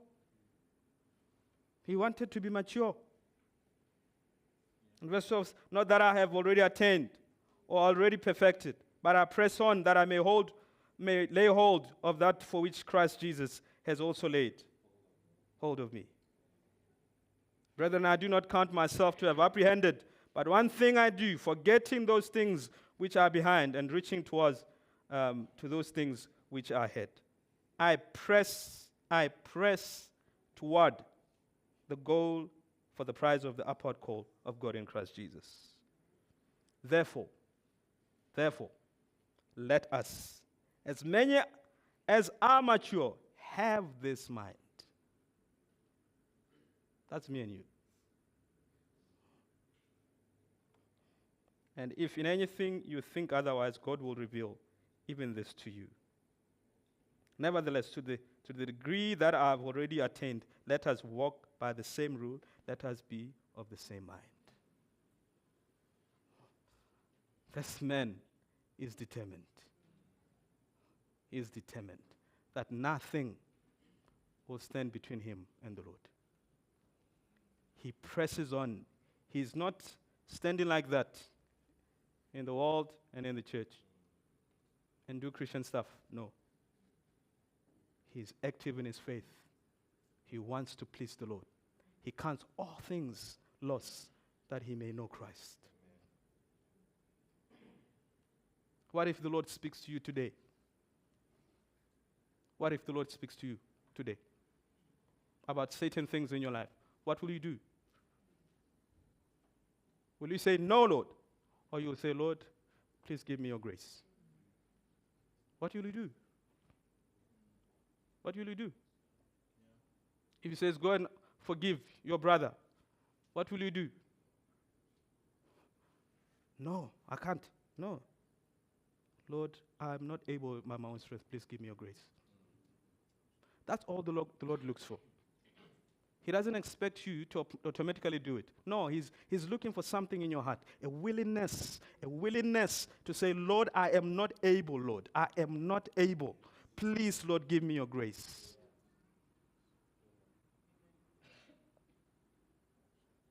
Give me your grace, Lord. And we grow. And why am I sharing like this morning? Because the battle lines are drawn already. If we are not sure where we are with the Lord first, we've got a problem in the days that are coming. The enemy is already pushing his agenda. The spirit of the Antichrist is already out there. And we will be tested of our faith. So my brothers and sisters, I want to challenge you and to challenge myself. Never to feel that you have arrived. Never. Even for myself, I'm speaking to myself right now. Never to think that I'm somewhere. No. Demas, in the middle of ministry, he left Paul and went back to the world. But I feel that this morning there are a lot that are just standing in the middle. You are just standing like that. And the Lord wants to restore you back. That's his heart for you. He doesn't condemn. No. It's a time of grace. It's a time to return to the Lord. It's a time to be restored. It's a time to come back to a personal relationship with Jesus that is alive. That's not determined by the things we see on TV. That's not determined by the things that we are working in this life. Today, unfortunately, in the Christian life, there's too much motivation. I can actually motivate you, Khiwa, so that you feel well in your sin.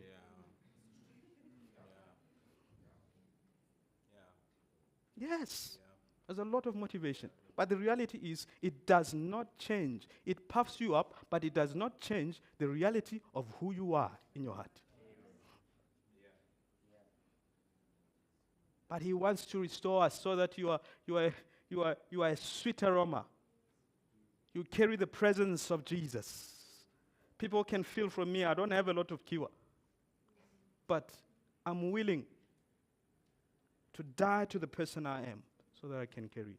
There's no life without death. It's impossible.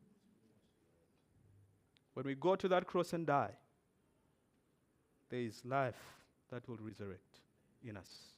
And that is the life of Christ.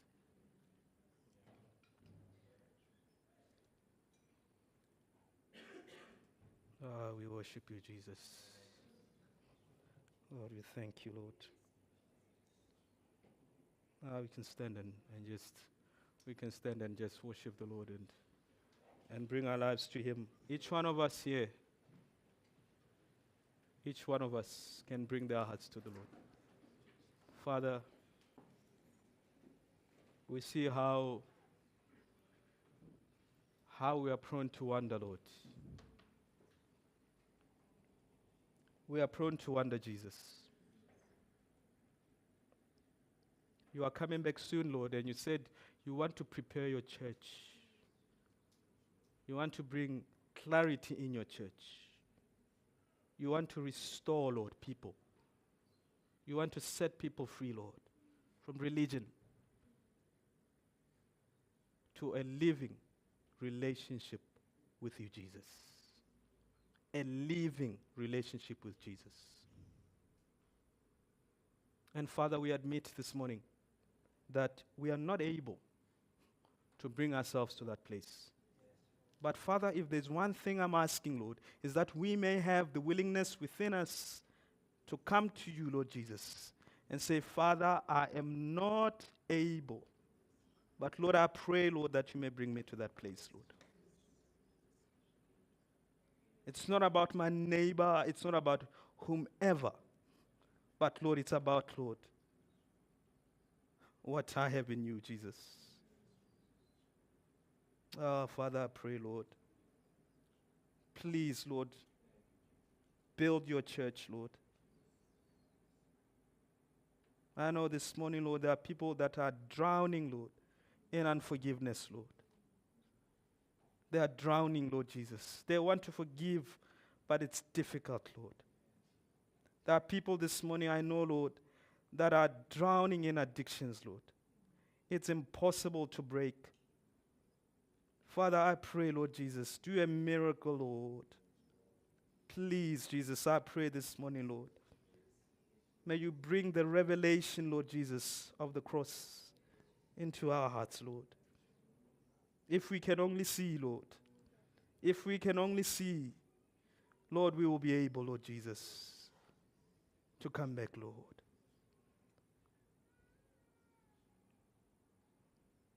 Oh, we bless you, Lord.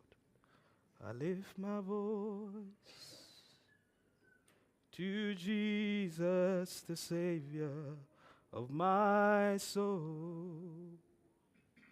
He knows my heart, my life, my pain and all my struggle. My Lord Jesus, always stands by me. I lift my voice to Jesus, the Savior of my soul. He knows my heart, my life, my joy, my pain and all my struggle. My Lord Jesus always stands by me. The cross of Jesus has set me free. The cross of Jesus has changed my life. The cross of Jesus has accomplished all. I lift my voice to Jesus, the Savior of my soul. He knows my heart, my life, my joy, my pain and all my struggle. My Lord Jesus always stands by me. Ah, Jesus. You know, I don't want to rush this morning. Where's Letty? I don't want us to rush. If you are struggling, we are here to pray with you. Not because we are anything. No. But because we know how to walk on that road and trip and fall and trip and fall and trip and fall. And as we worship the Lord with that song, if you are here, first of all, I want to make an appeal, and you hear about this life, but you know in your heart you are not born again. You do not know the Lord. I want to encourage you to come. And we can trust the Lord with you to save you, come Kuda, to strengthen you, to bring life to you. And if you are not sure that you are born again, come. The grace of God is here this morning to bring life. But remember, as I said this morning, He does not force our hand. One day we face Him and we'll give an account because He has pleaded with us. He has stretched out our hand. We will not have any reason why we will blame God. That's why all the people today that are in hell, they have made a choice that they want to go there. The Lord has pleaded with them. They have rejected the hand of God. And this morning, if you are there, you want us to pray, come. And also, if you are there and you are struggling and struggling and struggling, yes, you are saved, but you're struggling, and you need us to pray with you, we will stand with you for a miracle to come from the Lord, that He may reveal what needs to be revealed in your heart. So I have those two categories, and those that I just spoken about, you can come this side, and we can trust the Lord with you. Come.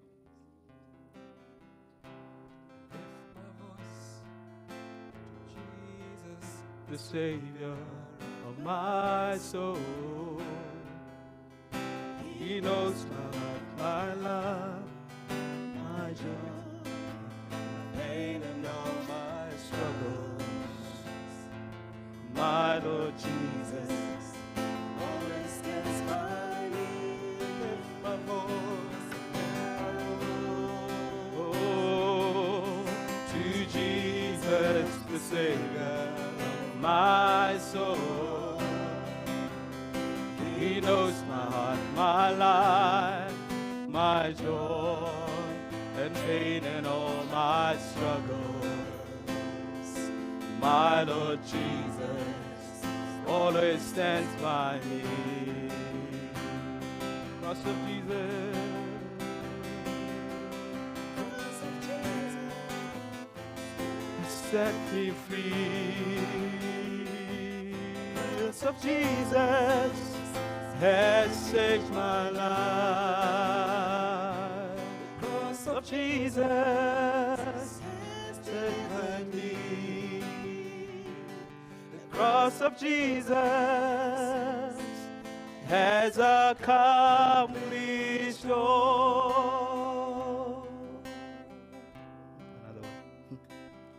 Lift my voice to Jesus, the Savior of my soul. He knows my heart, my life, my joy, my pain and all my struggles. My Lord Jesus always stands by me. I lift my voice to Jesus, the Savior of my soul. He knows my heart, my life, my joy, my pain and all my struggles. My Lord Jesus always stands by me.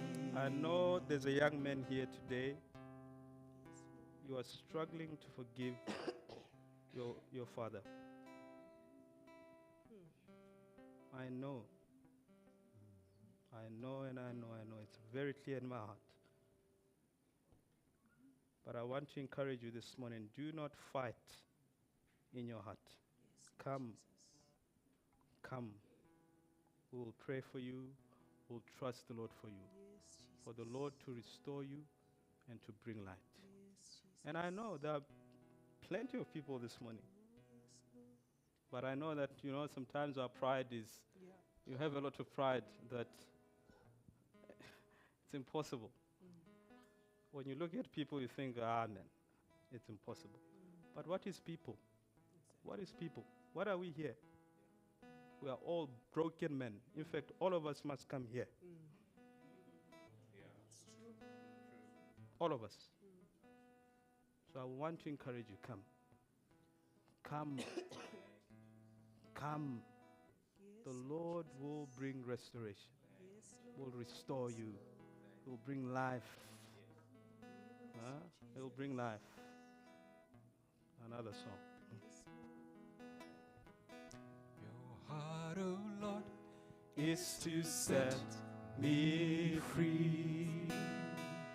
that in my weakness I can freely come, to never run away from you, or ever feel condemned, but to reach out to your throne of grace. Your heart, oh Lord, your heart, oh Lord, is to set me free, yes, Lord, that in my weakness I can freely come, to never run away from you, or ever feel condemned, but to reach out to your throne of grace.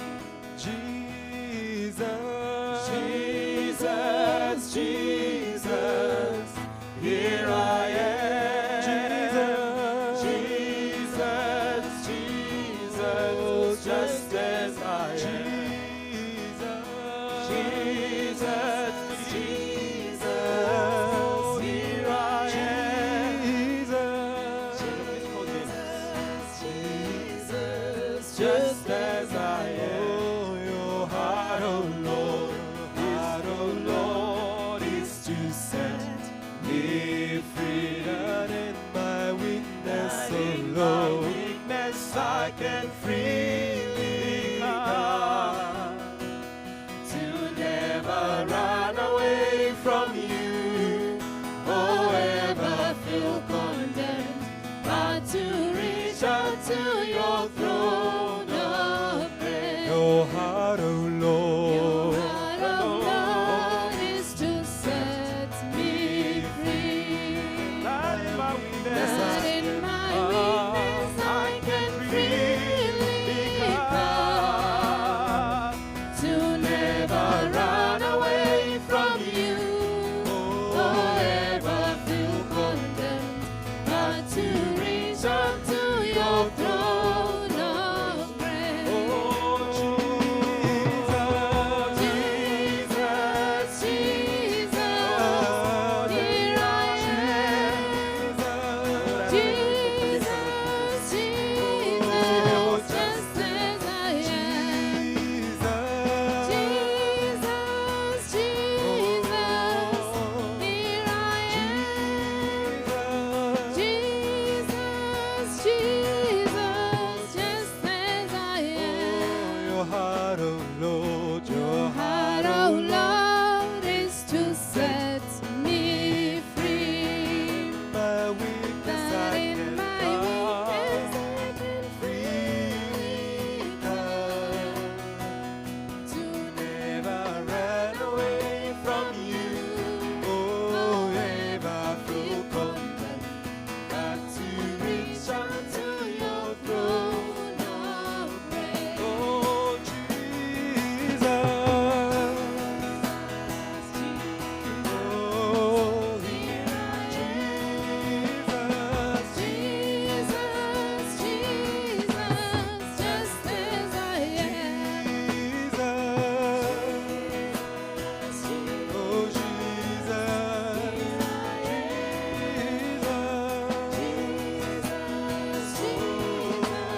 just as I am. To the river, to that river, I am going, bringing sins I cannot bear. I am going, come and cleanse, come forgive me, Lord, Lord, I need to meet you there. To that river, I am going, hallelujah, I cannot bear. Come and cleanse me, Lord, come forgive me,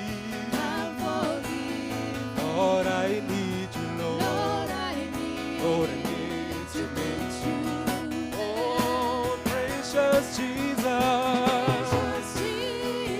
oh, I am ready to surrender.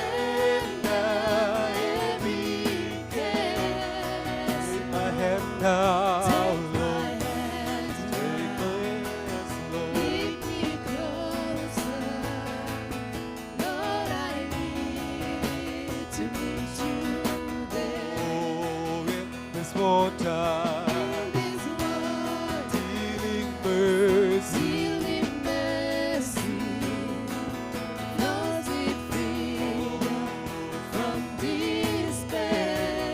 I am going to that river. Lord, I need to meet you there. Oh, precious Jesus. I am ready to surrender. Oh, every day. Take my hand now. Lead me closer. Lord, I need. Lord, I need to meet you there. Join us, come and join us In that river, come find life beyond compare.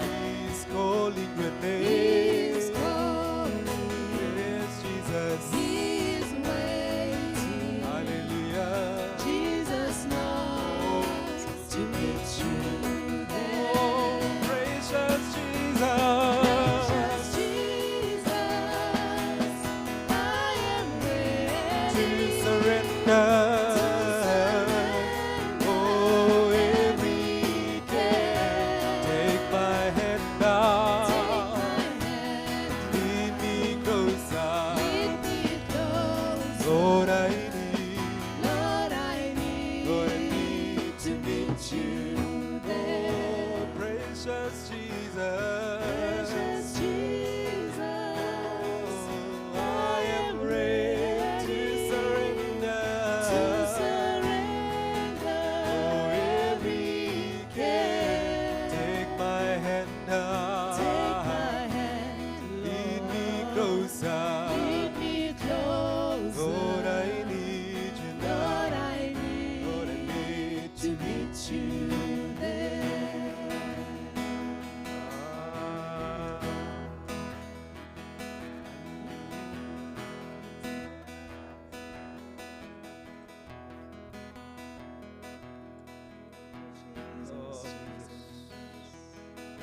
Oh, Lord. There are some, Lord, that are not here this morning. Father, I pray, have mercy. Even in the midst of pride, Lord, I pray, Lord Jesus, that you may reach the depth of the heart. Yes, Lord. For, Lord, there's nothing that is impossible with you. Even the pride of men is not impossible to you, Lord. But I pray, Lord Jesus, that in the midst of that pride, you may see a heart, Lord, that's longing. You may see a heart that's longing after you. May this revelation, Lord, of the message of the cross, Lord, I pray, Lord, that it may become a revelation. Yes, Jesus. That it may become a revelation, Lord. It's not the time, Lord, for head knowledge and head understanding. It's time for life. It's the time for your grace. It's a time of restoration, Lord. Yes, Jesus. You wrestle with us, Lord, Yes, Jesus. in our hearts. Yes, With Lord a gentleness Jesus. that says, come, come, my son, come, my daughter, Yes, Lord. come. But there are times when we fight, Lord. But all I ask, Lord, today for your church is that, Lord, even in the midst of fighting, let faith arise, Lord. Yes, Lord Jesus. Let faith arise, and we'll see a miracle, a restoration that comes from you. So I bless you, Lord, and I give you all the praise. I give you all the honor, Lord. May you receive the glory in your church. Receive the glory in your church, Lord. I thank you, Lord, and I bless you. In Jesus' name we pray. Amen. Amen or not? I know there are people that didn't come, that should have come, I know. But it's not all lost. When you get home, go before the Lord and say, Lord, I have pride, I have all these things, but deep down in my heart, I want it to come. But Father, restore me. May this life everlasting flow from, as the word of God in Matthew, John says, those that have been born again, out of them will flow rivers of living waters. But the things that we ask sometimes can stifle that. But the Lord is able. Amen. He's able. Amen or not? Hallelujah. So have a lovely afternoon. Sorry we took a bit long. And there's tea and fellowship outside. Let's fellowship together and let's give each other the love of the Lord. Amen.